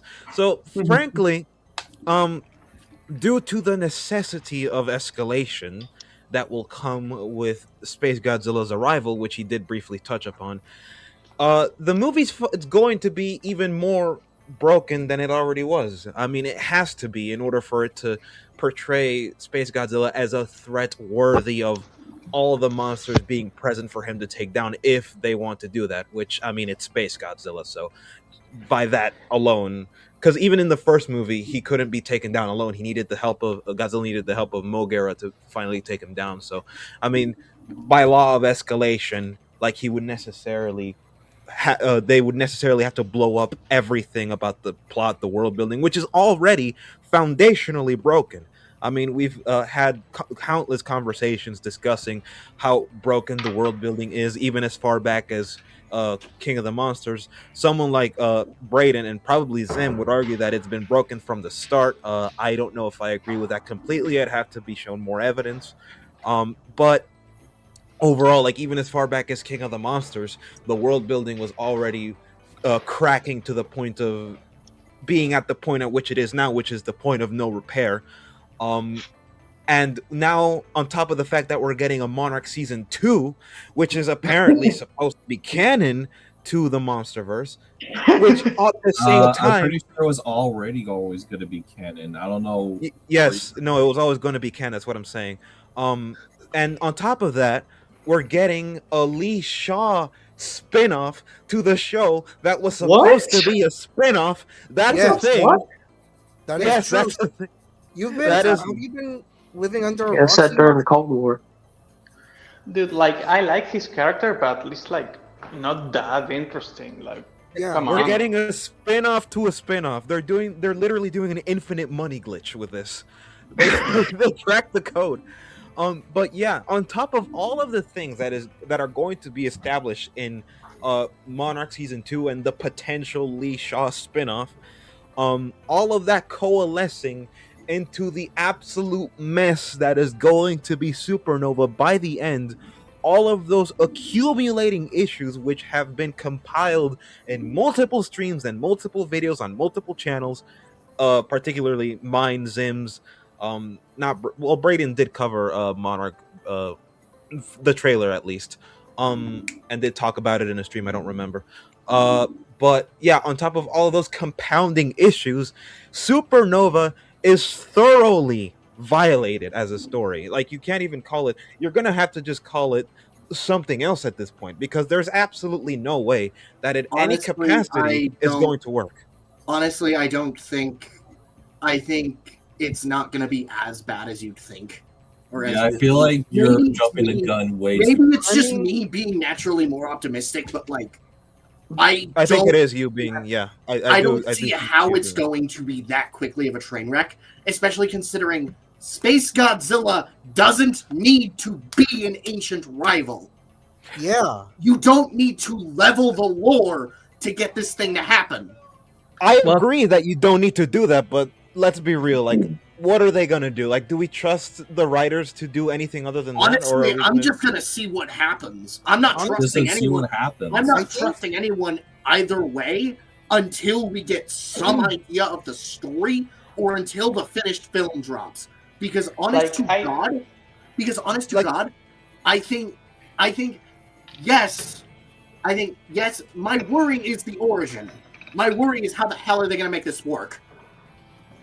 That's Origin Like is I really see important. both sides. Like I understand both sides because Black is just using pattern recognition. Everyone is Yeah. an ancient rival in this fucking universe. Everything is established in cave drawings. But at the I same get that, time, but, we're like- going to get a new director, and like it's potentially not going to be as bad as the other ones. And I understand that the universe is broken, I don't- but it's I not don't even something think- that I'm going to I blame still need on to this. watch movie, I you know? Am Mother, but based on what I'm seeing, I think Spator has a lot of understanding of what to do with this. Again, considering you don't need the ancient rivalry for Space Hey, Godzilla. Vic. Hi, Vic. Hello. Yeah. I do One agree that sec, he doesn't need that. just to bump in real quick. I think I'm also kind of in the same boat as Lau in the sense of I understand Black's position with his pattern recognition. I also understand that Grant Spator has done well with I Am Mother. My issue is that almost any time a creative is brought onto a cinematic universe, they often don't always do the best job of making a film that is interconnective in terms of helping the greater universe as a whole. Rather, they are often pieces that are done in order to leave their mark on the franchise. That seems to be, whether for good or ill, what was the case with King of the Monsters. That seems to be the case in GVK. It was definitely the case with GXK. In Grant's case, I think to be as convincing of a film for at least Black's sake and my own and maybe other people's is I would want to see a film that is good on its own right in terms of the story that it provides. And if it adds anything that it doesn't further damage the lore that has already been established beforehand. My hope is that given the fact that we're getting things like field guides and stuff going into the future, we have more things like the Lee Shaw series that's going to be happening on Apple TV, then maybe we might see the lore continually getting fixed in a way that even if this film doesn't fix all the issues, it is a step in the right direction that can lead to a more cohesive whole. That's all I'm really asking. I ain't asking for everything to be fixed. If nothing is damaged from the previous film, and this is there's new things introduced, but they don't conflict that happened before, I'd be happy. That is the bare minimum I asked for. Like I think it is impossible for this film to do everything in terms of like the problems it can fix. I wasn't going to expect it to be fixed everything. Like I wasn't expecting it to fix everything. In fact, I don't think it's going to. But the issue what I have, and I'm gonna let you finish. But the issue that I had was I did say this earlier, but I don't think I was ever alluding until much later. I don't think I was alluding to the idea that it was going to be an ancient rival issue, because I mean, even if they don't do that, that's still not even the biggest problem. I mean, we already have everything Hollow Earth, which nothing about the Hollow Earth nothing about the Hollow Earth makes sense. We got Axis Mundi, which does also not make sense. So at that point, I think one of the biggest things that the movie has to do is just completely ignore Monarch and just completely the show. I mean, could just completely ignore it. And then there's everything else. Already did that. Yeah, that's true. I will say though that there are some consistencies with Supernova. Like there's a evacuation sign that was literally taken from Legacy of Monsters. That's for sure. I will say so. It does seem like they. I mean the show, not the. I mean the show, not the company itself. Yeah, no, like literally. No, yeah, the show. No, what O5 is saying is that there is like iconography that was shown between the show and this movie, or at least the trailer like we've seen. But there was in GVK though. Of that same there was Titan shelters as well in Supernova. Like that's what I was trying to say. Like they're so GVK and GXK had the same thing. No, they didn't. Only in Legacy of Monsters and then seemingly Supernova. No, yeah, we see Titan shelters in. They had Titan shelters. Yeah. We see. Yeah, as far back as GVK, we got Titan shelters. There's a small dedicated sequence in Hong Kong when Godzilla arrives, where we see people evacuated into Titan shelters. They mention them at the start of the movie in the Pensacola attack. Okay, you can continue now. Yeah. I don't know what I was saying then. Yeah, no. I was gonna say just all of that. The ancient rival issue is mainly just people don't like that because it's repetitive. I would say it's lazy, but even if they don't do that, they still have other problems as to how they're going to characterize him. Like Zim mentioned earlier, which I was going to call back to, the idea that they're going to have to expand what he can do, and that comes with its own lore. Like, what can SpaceGodzilla do? Where does he come from? Why was he made? I don't even think they have to, considering SpaceGodzilla himself already has a lot to work with, even without bringing in like the concept stuff. Again, we're talking about the writers of the Monsterverse here. We're not talking about and shit. also I keep getting stuff confused. Yeah, and Sam and you brought up the issue of Grant Spatori and I Am Mother. I bring up Sam Raimi. I brought him up in one of my videos. Sam Raimi is an excellent director. He also made Multiverse of Madness. Yes. Oh yeah. I would say that I do have to say one thing. I don't think the Monsterverse is comparable to Marvel. To be fair, no. I think whenever we had directors in the Monsterverse, I would say Marvel definitely breaks more rules completely different from one another than the Marvel verse has done. The MCU. Do they have to be identical? The comparison does not exactly. The comparison does not need to be identical for it to be a good comparison. At least in Black's case, comparing Spator to Raimi, they're both in a situation where it's two directors who have had previous work that is pretty good. Fans have praised it. They are now brought onto another project to work on within an interconnected universe. However, against Black's point, I am not sure the level of oversight Legendary has compared to what Marvel, Feige, and those guys have. I would generally say, at least given what GXK did, that the directors have more say over what goes on in their films than the Marvel writers and directors do. So in that case, the onus is onus is more on Grant Spator to deliver a convincing product, which then goes back to Black's point that even if he does create a convincing product, it may not necessarily mean that it actually helps the greater Monsterverse as a whole. And he has a lot to work with on its own. So I do share the thing that Zim said of just providing a self-contained story that is at the very least passable, that at the very least has like good character writing, because the plot writing and the world building is let's be honest with ourselves for a minute and just like, do we really expect it to be like decent at the very least? I am expecting, honestly, best case scenario, I think Spator might be able to patch up something. Yeah. But I'm with you on the fact that he's not gonna be able to like completely rectify every single crack in the Monsterverse's world and story. Yeah. I think it's almost unfair to him too. Like, I don't think it's fair to him to grant Spatore to for someone to expect all of that from one movie, especially from him.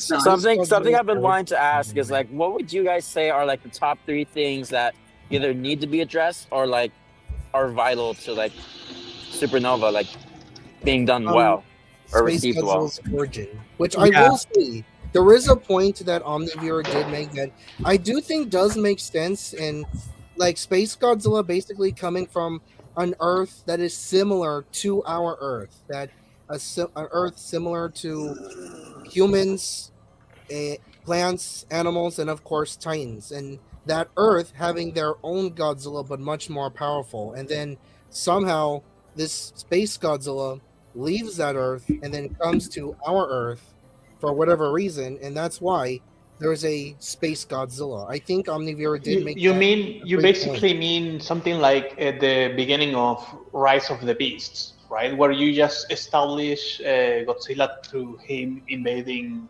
another planet that's really similar to ours in the way that Scourge went. No, and I'm like talking about like the Kryptonians' Earth, like. Oh, okay.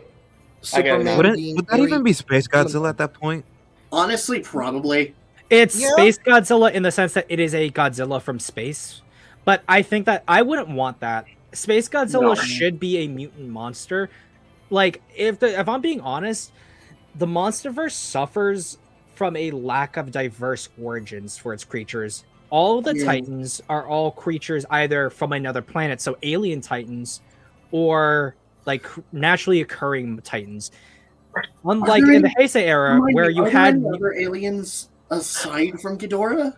No, Ghidorah is the only explicitly alien monster. That's not like I think, like I would say, like overall, I think that when it comes to Space Godzilla, his origins are explicitly that of a mutation. There shouldn't be a planet of Godzillas. Space Godzilla should be the gateway into like creatures that are products of man's hubris, similar to Mechagodzilla. Like, I think, in my opinion, at least when I write or think about the origins of monsters, the 4 pillars of a universe, I believe, is there should be Earth-based monsters, like either naturally occurring or not, mutants, like explicitly mutations created, aliens, and then mechs. Those are like the 4 core pillars I always think of that are like key archetypes in the genre. Space Godzilla fulfills that role as a mutant. There's not been a mutant monster in the Monsterverse besides maybe the captured bred skull crawlers. That is the closest we have gotten, and I think that is an untapped potential that could be very useful to the Monsterverse. I think that, well, what's it called? Kasabi says Ghidorah should be the only alien other. No, I think there should definitely be other aliens. Why should it be the only? No one is saying that. Space Godzilla is a distinct type of alien where it is, it's an extraterrestrial being, but it's not a, but it is a extraterrestrial being that is created under very specific circumstances. I think like contestant at level 3, fully God and fully Zilla. How about that? Well, how about that? He's fully God and fully Zilla. Like Intestine Spectre said it best. So the Unleashed factions, the Unleashed factions do a pretty good job of like getting those archetypes down. You have the alien monsters, which some of the aliens have different origins. Like, it's funny, Megalon's not an alien, but he's part of the alien faction. Like, invader type characters can still be considered part of that alien monster archetype. Orga is technically an alien, but he's part of the mutant faction because of his origins. Same thing goes for Space Godzilla. Titanosaurus being an odd one out because he's an Earth defender, but because of like him being controlled, he's part of the mutant faction, things like that.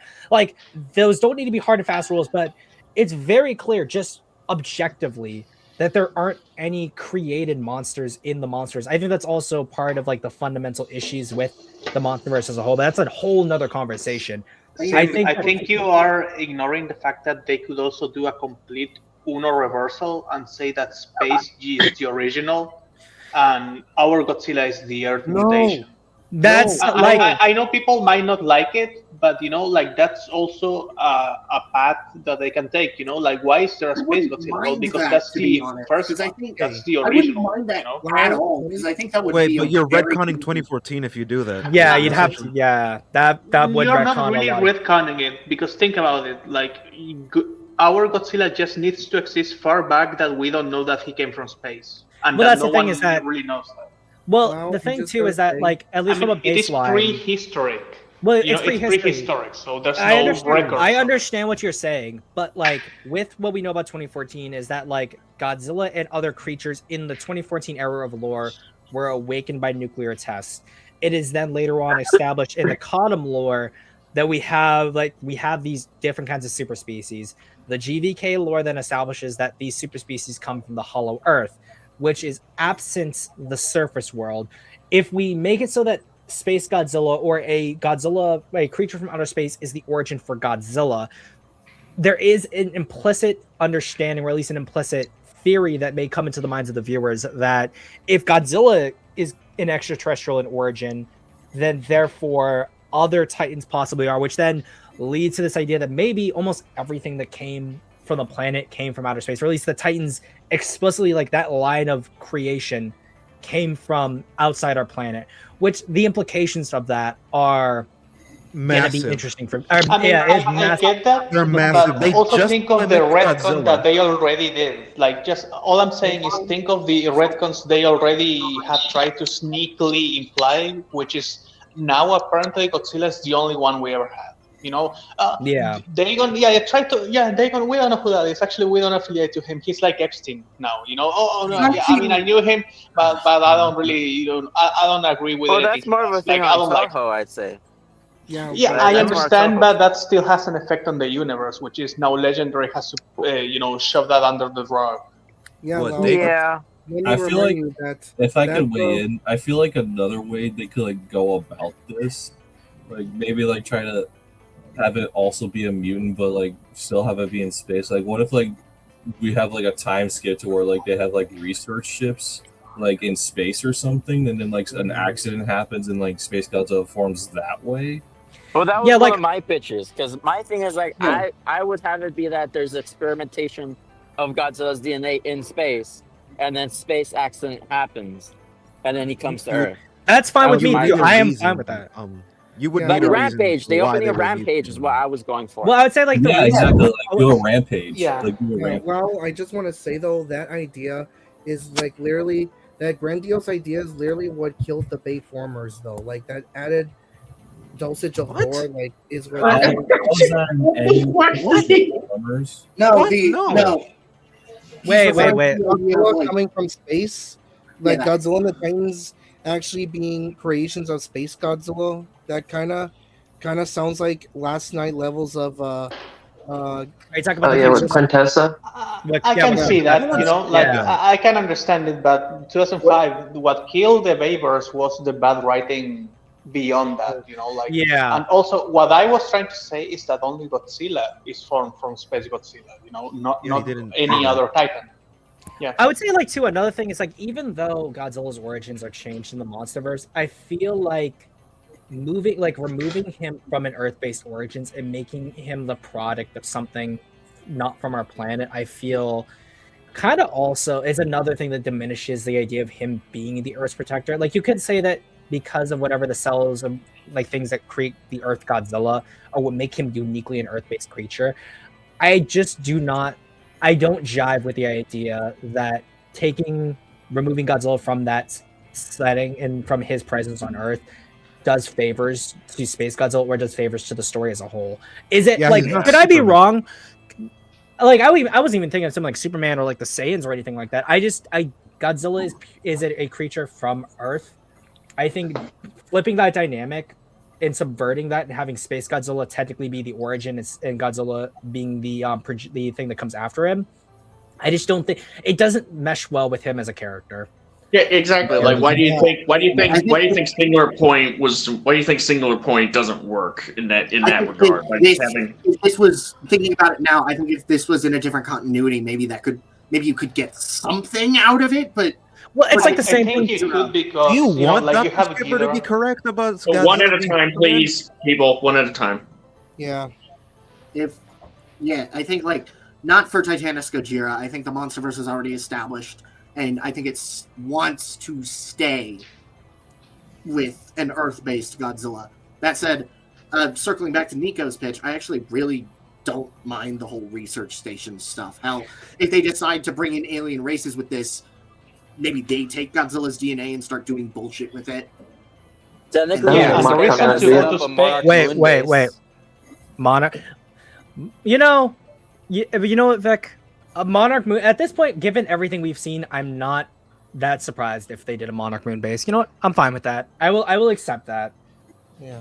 Yeah, My like I was question also would about then to be play like why. research based on the moon. Like, It's actually super simple to explain why they will do it in space. Maybe they tried to do some things experimenting with Godzilla DNA, but he felt it. You know, kind of like with Mechagodzilla, it's like there's something weird somewhere. Or maybe even just And he Could blew have up been their like base. government pressure. And for fun. Yeah, for callback- safety. and for What if fun he still callback- senses it? So he's gonna like shoot his tongue breath at the moon. I mean, in like the prequel novel for the anime trilogy, like I hate to bring that up, like he literally has like the power Yeah. to destroy from space. So maybe Well, like, yeah. Yeah, he destroyed Gorath. Well, you're straight Yeah, for Gorgath and Final Wars too. Space Like Godzilla- Godzilla's always been able to fire things up into the space like that. Yeah. For Space Godzilla's medical research base, I think they should call it Research Base 94. Well, no, let's not like headcanon it too much. Like there's at least what I could say. What I'm understanding is there's a level of things that we'd be acceptable with. There are things that we aren't acceptable with. But I think the main takeaway is that is it possible to do Space Godzilla in the Monsterverse? Yes. I think there's very little, at least from Space Godzilla's baseline origins, in taking him as almost a one-for-one character and putting him in the Monsterverse that discounts him. Other than people's just personal dissatisfaction with the character in terms of design and his original movie. Oh I think god, that's the main the Pope is so fun. The to watch. question, Oh yeah, The question copium that I is have- hilarious. the question that I have though is in regards to how his origin, at least his hypothetical origin that you guys presented. My question would be, how would you guys justify not only the existence of the moon base, but the purpose of the research and what it's trying to achieve? Because we can't just have it be an arbitrary decision. well, Wait, before anyone else says anything, just define the word arbitrary for all of us, so we're all working on the same page. I mean, I I know. think we'll make this before- be the. I want to make this to be the final point before we end off. So, Right. Black, you have the floor for that. All right. When I say moon base, I mean any base in space. No, I just mean the word yeah. arbitrary. Okay, arbitrary. I wanted to get that out of the way. Arbitrary. What I mean is just a reason that they either a reason that is not justified at all by the goals of Monarch and by extension humanity, or just no reason whatsoever. I would say think that when it comes to the I want to argue the point first is that when it comes to humanity, considering the fact that in at least going off of what GXK has done, even if Godzilla has saved the planet, there was no indication that the monsters would appear in Brazil. The government's already upset with the idea that Godzilla and other Titans are causing mayhem and Monarch isn't really doing anything about it. And then overall, they also want to take over the Hollow Earth operations from Monarch. I believe that I think it'd be more convincing that other entities besides Monarch start taking up Titan research. The idea that everyone who is interested in giant monsters feels the same way about them as Monarch does, I think is laughable, if not cartoonish. So therefore, I don't want to see it be a Monarch base on the moon. I feel a separate entity that is researching Titans or seeing like the effects that their cells have in other like conditions, absent Monarch, or even finding ways to kill the Titans, Godzilla especially, is what I would want to see. And those experiments, specifically the weaponization of either Titan DNA or things to kill Titans, is what results in Space Godzilla. I feel that that is a perfect impetus. And is someone pissing? No. Sorry, I'm just like Can I see? putting water in my cup. Really? It's now water. That sounds like Hey, water. I think that ain't true. Wow! But Guys, What? I'm literally in the He's kitchen. pouring water What is out of wrong his with cylinders. He's pouring water out of his cylinder. there you go. I mean, hey, recycle how you want, my man. But yeah, no, I kind of echo what Vin said. Hell, yeah, maybe I you agree could with him. justify bringing back Apex. If you want to do that, maybe say, I don't know, the company was hidden in the shadows after Mechagodzilla went I rogue. think there is a Like- new organization in the movie from what we've seen from the set photos and stuff. There's going to be like another organization. But then the Exactly. possibility of there being something else also, I think, is really valid. So, like, Especially when we consider have that, like, for the history of like forever, we've been sending like shit to space to see what happens. You know, from water Yeah, bears to dogs to monkeys.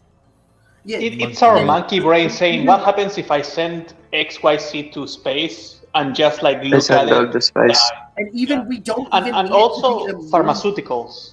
We don't even need it to be a moon base either. It could literally just be a space station far out He of the said Earth's that. orbit, or fuck, He even already orbiting explained that. another planet. And yeah, and to Yeah, I compound already on said it doesn't have to Will's be a point, moon. like Black maybe Arrow having already a said that. justification for it being the space. They say like, oh, like Godzilla won't be able to reach us here, or like any other Titan wouldn't be able to reach us here. So theoretically, we'd be like safer from them. And then of course, like something goes wrong. And also they could I be feel like trying this to is- find a way to, yeah. not need the Titans.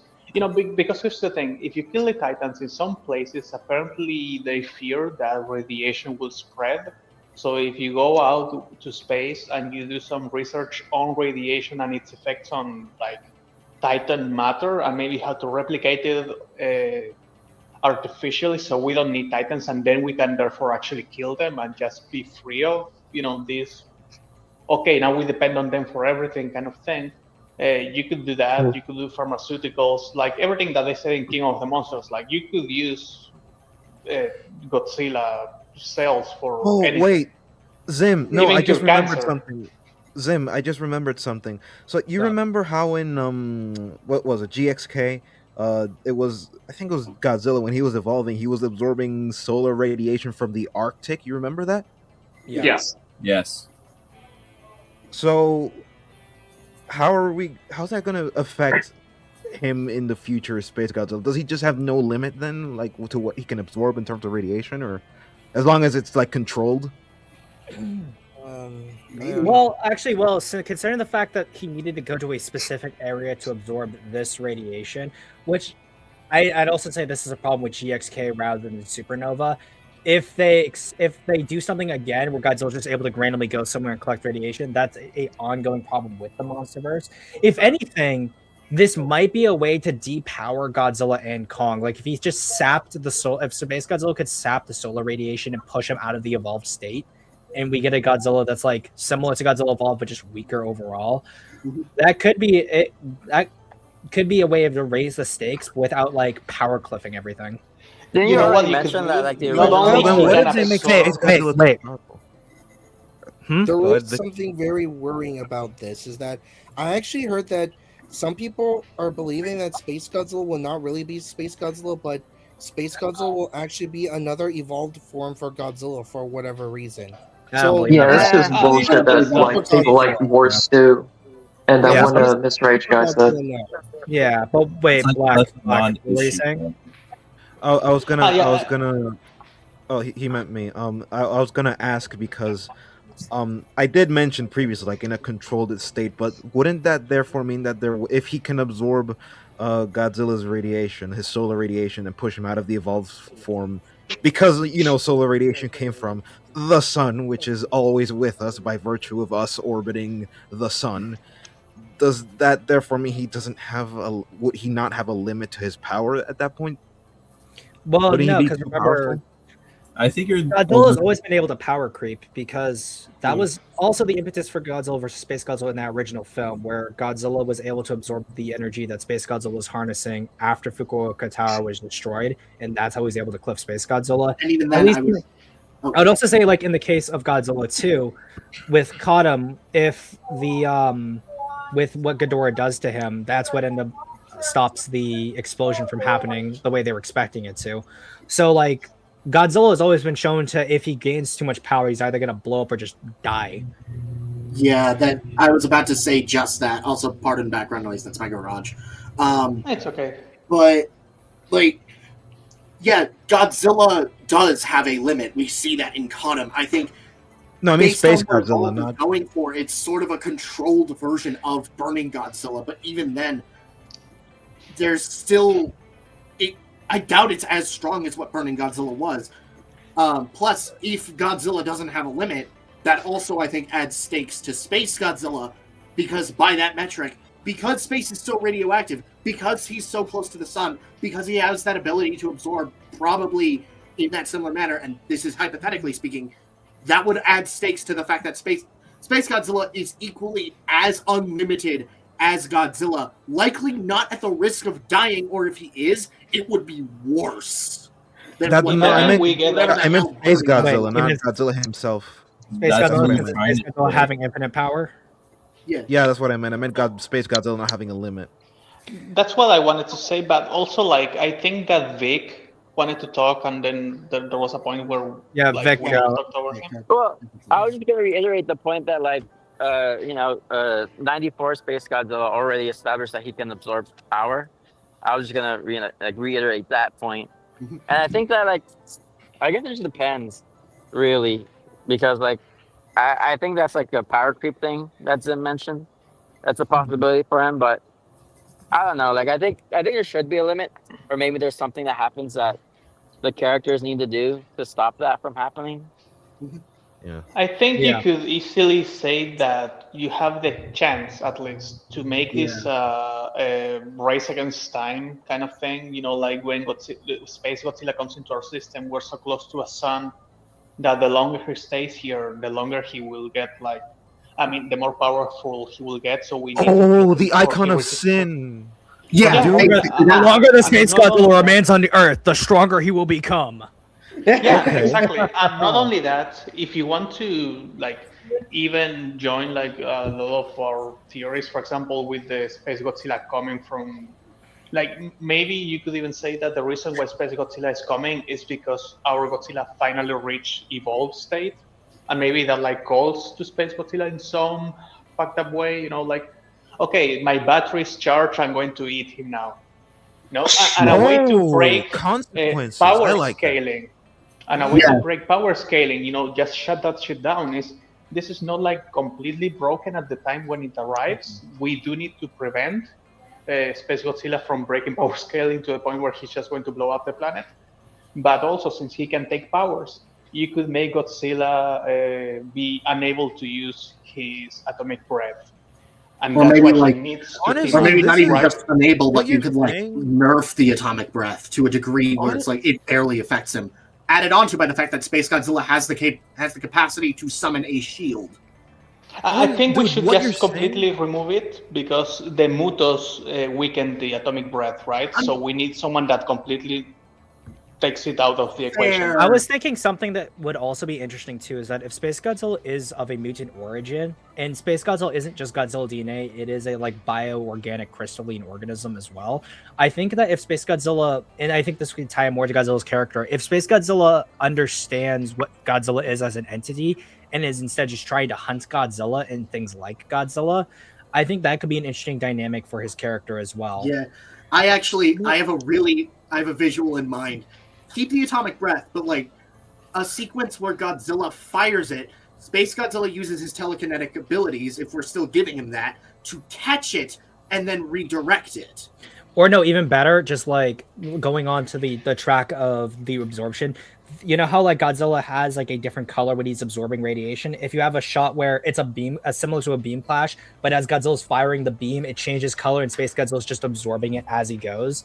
There's a lot you can do with his character, and I think that it's not completely outside the realms of powers. We're not power scaled into oblivion just yet. Nope. Oh, but what you're saying, what you're saying, Lau, is actually the perfect grounds. If the Monsterverse wanted to end there, then that would be a perfect movie to kill off Godzilla and just have it be the end of the Monsterverse. Because what you're saying, a race against time, I could easily see this as the ending, the climax being, oh, well, you want my power, all right, then take it all. And then he just overloads the Space Godzilla and they both kill each other in the process. I think that could be a sort of like a Hulk 2003 or I was going to say Superman Kung and Fu Panda Doomsday. 3. Blackaroonie, you need to remember, Toho doesn't want Godzilla killed completely. So if That they sadly want him is to the die, truth. Yeah. they're going to give him an offspring. Yeah, that means- I want to also That add black that does mean, yeah, with Godzilla. I want to Thanks add for that this. mentioning the 2003 Hulk film. Wait, see, yeah. See, go. Okay, all right. What I was trying to say is like we also have to keep in mind that this is not Godzilla supernova. This is Godzilla X Kong supernova. So we can't have Space Godzilla's power levels to be unscalable because otherwise Kong won't be able to do a goddamn thing. Oh no, considering the fact that like with Kong, they've always been able to give him stuff to even the playing field. I wouldn't be surprised if they merchandise something else for Kong to have for this film that never like either. Give him a suit of armor that looks like Jet Give him his Jaguar. lightning powers. Lightning powers. Yes, lightning powers.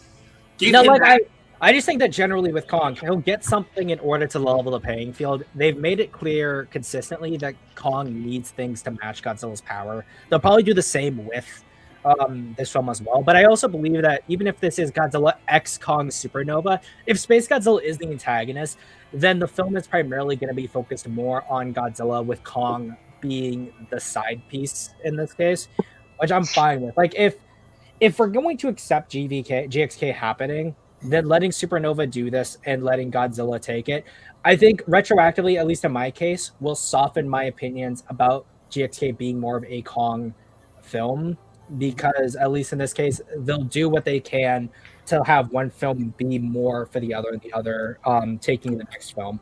Yeah. I mean, all I want with Kong is get rid of the Beast Glove.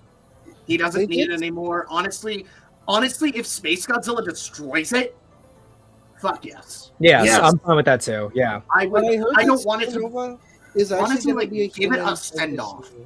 Destroy the Beast Club. Fridge Shimo. Kill the apes. Total ape death. You have perfect film. Total cinema. I wouldn't say Oh, Fridge yeah, Shimo. that would actually be a cool thing, though. I wouldn't say Fridge Shimo, just cripple her enough to cripple her enough to establish stakes. Fridge her. Yes. Kill her. Massacre the monkey. God King Doom. Yes. Kill the horse. Yes. I was wondering what would pick first, your spirit or your body. Okay, You know who else said that? No, Minecraft World. You know who else said that? What?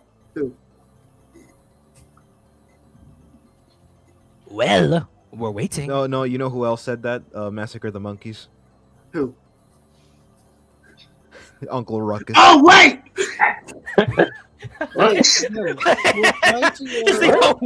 How did you not see that coming?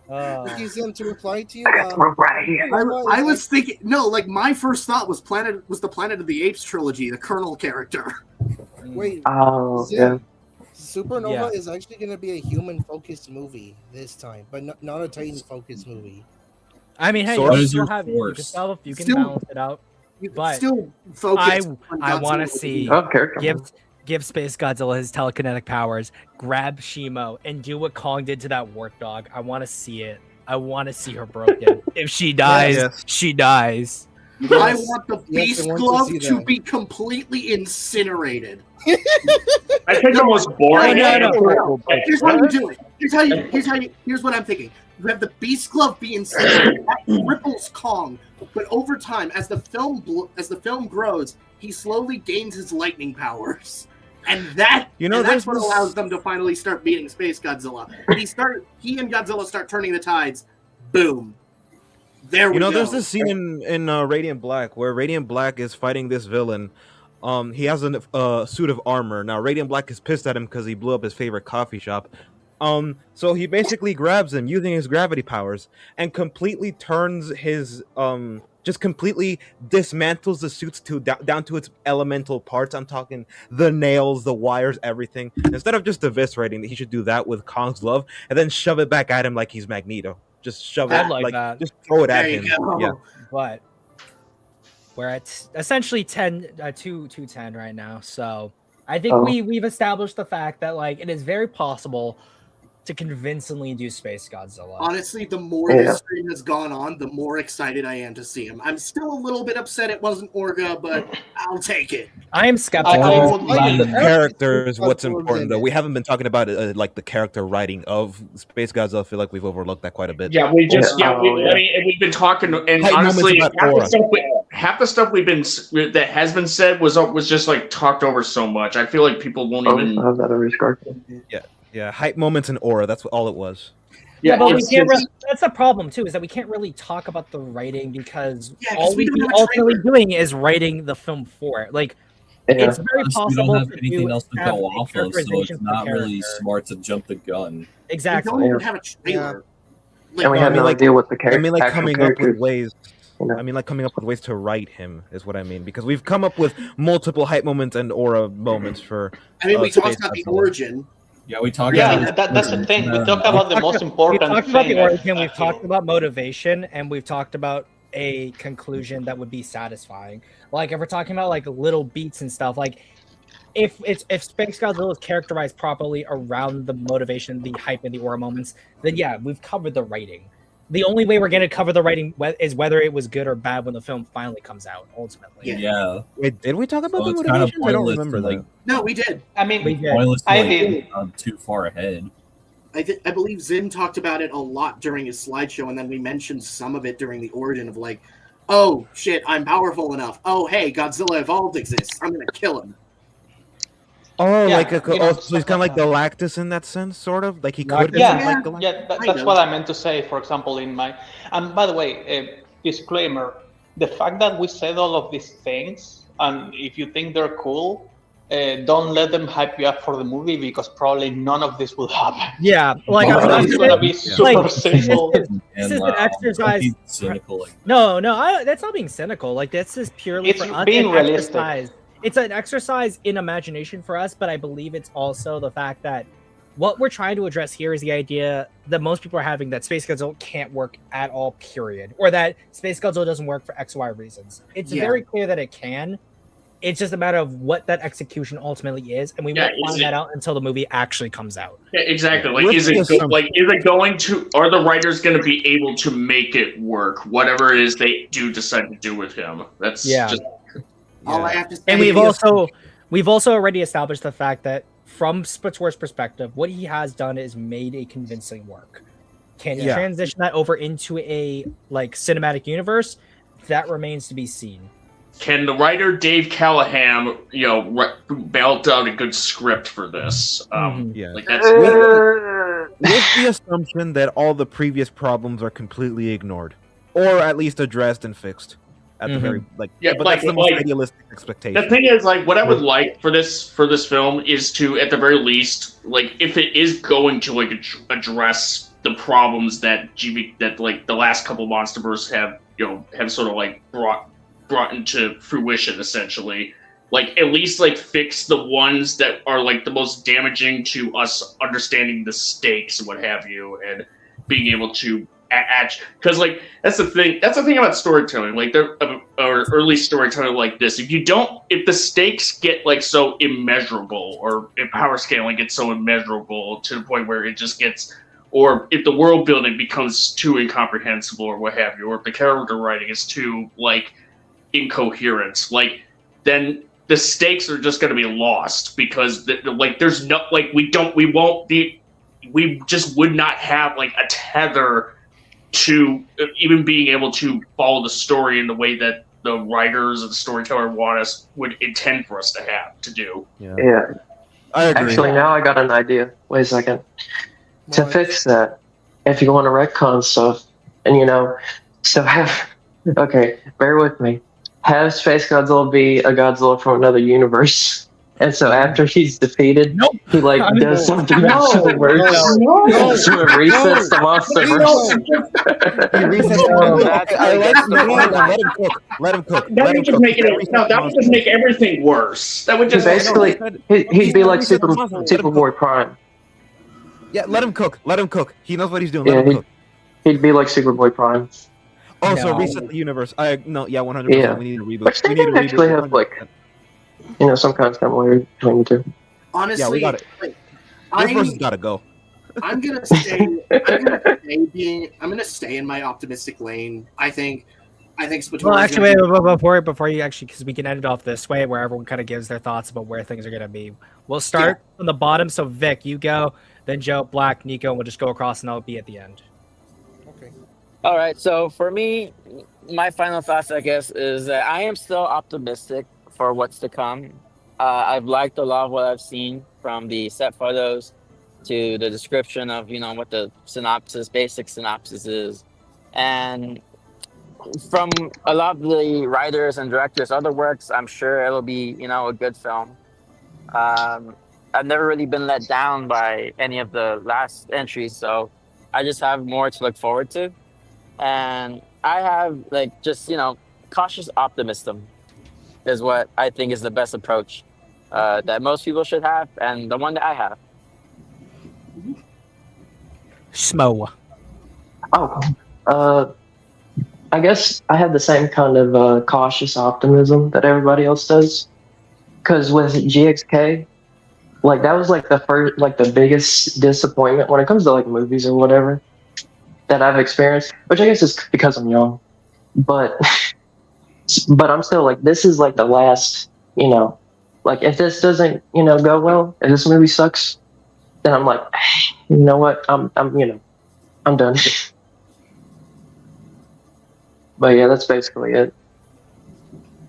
Black man. I'm gonna begin, and I'm gonna be quick, but I just want to say, Schmo, we gotta workshop that Superboy Prime Monsterverse idea a little bit more because I like where your head's at. I like where your head's at. They do have similarities. Yeah, but it's more surface level stuff and powers. Yeah, we'll workshop that later. So, basically, my take on it is that I don't want to be cynical. I want to be wrong about this, but if we're looking at it how we've been looking at it throughout the years, the Monsterverse is at a point of complete and utter disrepair, and it'll take downright superhuman levels of writing effort in order to patch up everything that is there, and I don't think one good director is going to do it, especially not on his own, and I don't think it's fair to expect that of him, considering how new he is to these kinds of things. He's basically new to writing for franchises as big as the Monsterverse and Godzilla in general. So my solution is to just end it all, just start over, reboots, and just because this verse has got to go. We have had multiple opportunities to fix what was already broken in the previous. Now, one might not accept that, but I mean, the evidence speaks for itself. I mean, we've had the King of the Monsters debates. We've had streams on GXK. We've talked about GVK. I wish I made my GVK video, but I couldn't make it because I got super burnt out. 2014 is still pending for a retrospective analysis.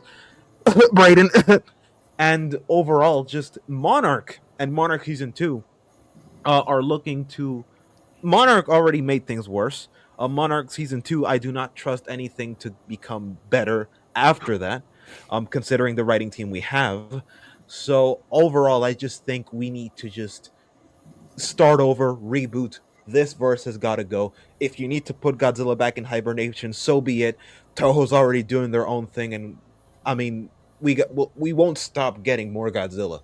But until the quality is up to par, up to where it should be for the last 70 years, this verse has got to go. That's my take. What about Kong Skull Island? Nico, your turn. He doesn't count. Oh boy, I'm just gonna say that's probably not gonna happen, likely, Rooney. And also, I'm very optimistic to see what they cook with SpaceGodzilla, and I'm just excited to see what they do, so we can make better judgment once the trailer comes out. And also, lastly, I think Rick hates SpaceGodzilla because he knows that SpaceGodzilla can fold Scar King like a pack of cards. You know what? I'm only going to agree because I don't like Rick. I think Rick is a very annoying person. So just for that, he annoys me more than you do. I'm just saying, I think it's funny to think he knows he could fold him like a deck of cards. Yeah. Rick annoys me more than you do. So just for that, I'll agree. Oh, wait a second. I just realized as we've been doing this, math monstrosities. Hi! Hey, man. Yeah, Monstrosities is here. Who's There you go. He's another 05. great anthology lover. Oh, Monstrosity is a god incarnate, Nikos, just so you know. He's like the OPGG, no scope 360 MLG. master of the universe. Yes, VIP. Is it my turn? He has all the It is Robux. 05. Yeah, It is your turn, 05. Take the seat. All Take right. the All right. As a huge Heisei fan, and I am just so happy. Something from the Heisei era is actually being reborn. Remade. Instead of just using the same Big Five or Showa era elements, they're actually looking into the other eras post Showa. Like, this kind of makes me a little bit more excited for the Monsterverse after GXK put me on life support, and with the possibilities of other characters like Destroya, Biolante, Orga, and even Monster X / Kaiser Ghidorah, and with the big possibility of possibly Bagan appearing, I might be into this universe again. And with the Lee Shaw series, even if it's not going to be good, says if the statement about fan favorite Titans and new Titans appearing in that show could be any indicator, it seems like the Monsterverse might be healing for me, at least. Seaman. But Okay. forget about it. Okay. So, all right. So, I guess I'll try to be as brief as possible. So, as somebody who is at least still generally a fan of the Monsterverse, but even then, I've kind of been sort of a bit red pilled on the quality of something like GVK as an example, which it's kind of weird. It's I still really enjoyed the movie for the spectacle and all that, but I can definitely acknowledge that the script is not good. And really, the Monsterverse has not been good since the first 3 films in it. After that, because after King of the Monsters, it's the writing quality took a significant downturn. And GXK, it was kind of the new Empire, rather, just to be specific, because there's 2 GXK movies now, or at least there's going to be. The New Empire was the first film entry in the Monsterverse that actually kind of disappointed me, because man, we actually had a good thing going for us for a while, but now it's this is where we're going. All right, it almost it becomes a bit of not as egregious of a MCU-ification of a franchise as what we've seen in something like DC, but it's not. We're not a whole heck of a lot far away from that, because just going off of that film. And the less said about the Netflix Skull Island and Monarch Alarm, the better. I don't even consider honestly, the less we consider those to be canon, the better, because even the films don't consider them to be canon at all. If the films don't care, then why should I? I like that. Okay, let me finish. So in regards to Supernova, or specifically the idea of SpaceGodzilla being in it, and what that could mean for the universe, I'm kind of in a position where all I can really say is, okay, we'll see what you can do there, I suppose.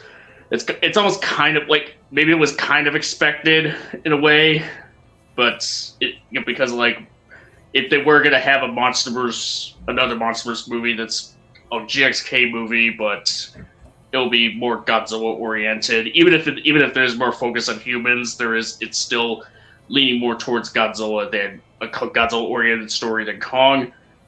SpaceGodzilla seemed probably among the safer bets to go on if they were to go in the route of using a trademark monster as opposed to original. But it really just boils down to how are they going to incorporate him? Are they going to be able to fix any issues that not so much all the issues, any issues, and how much of that are they going to be able to do while also trying to juggle with introducing this whole nother element of essentially a mutant Godzilla creature from space. Because let's just say call it what it is. Space Godzilla is pretty much a mutant, from space, and just trying to juggle all that. It's gonna be interesting to see how it goes. Because I will say I'm not as attached to the Heisei era, really, so I don't really have as much stake in this in terms of them pulling up whether or not they'll pull off Space Godzilla in this film version. But needless to say, if they kind of fumbled the ball with this film, then at that point I will more than certainly be on Black Rudy's side and saying we need to okay, if you fuck this film up, you need to drop it. Because no matter how successful this movie may end up being, financially speaking, because and there's the likelihood that it may be financially successful, because the last couple of GXK films, they were successful for their time. It's only just but if the movie just ends up having the same writing problems as GXK, even with a new creative team, then I just don't really see. Then at that point, we should just kind of not bother continuing with the Monsterverse, because it's only just going to get worse and worse from there until it. And I kind of don't want that to happen with Godzilla or anything related to him or King Kong, because then it would just be seeing what's happened with the MCU as of late, a corpse, or rather it would be like watching an animal just shriveling along and like a zombie almost. You just want it to die, but something just won't let it die, and you can't do anything to help it be put out of its misery. That's really scary, actually. This got really dark. I mean, I didn't mean to go in that direction, but it's like no, I get it, but I just imagine a deer with all of its head blown up and trying to walk in two legs, and no matter how much you shoot it, it just stands up. Yeah, the Monsterverse. I'm gonna be heading out, guys. Peace out. I'll be heading out too. It was nice chatting. Bye, Vic. Goodbye. I'm going to. I think that's All right. calling so loud. Go. Wait, how do I? So, on a realistic level, I think that the most someone can expect out of this movie is for it to be good in spite of everything that came before, not to really fix it or even do anything. I wouldn't even acknowledge the previous movies and their plot holes, because acknowledging that is like burdening an adult with the actions of a completely unrelated child that came previously and fucked everything up. That will be Wingard, by the way. I like that. It's not obvious. And I don't think that supporters should have any responsibility. I understand that the commitment comes when you, first of all, take the paycheck. First of all, you took the paycheck, but on top of that, you signed a contract to try and make the best movie possible. But at the same time, when you have someone that really literally shat on all the walls, it's you could clean it up, but I don't expect you to want to do it. And I would be completely fine if you decide to just go to a different room and close that other room and just never open it again and demolish the building on that side. And it's just that, I already don't really feel like this is going to be great. Sorry if I'm negative or whatever, but that's just what I see in the future. Stupore, that's an Italian name. They made pasta and pizza, so I see greatness in the potential of this man. He could maybe give us the pizza or pasta of the Monsterverse. So far, we only had some nice stuff, and now we only get McDonald's. We have gotten Carl Jr.'s for the last 4 to 5 projects. And finally, maybe we can go to a nice place, at least hopefully before things end. Hopefully, because I don't think that will end. as C said.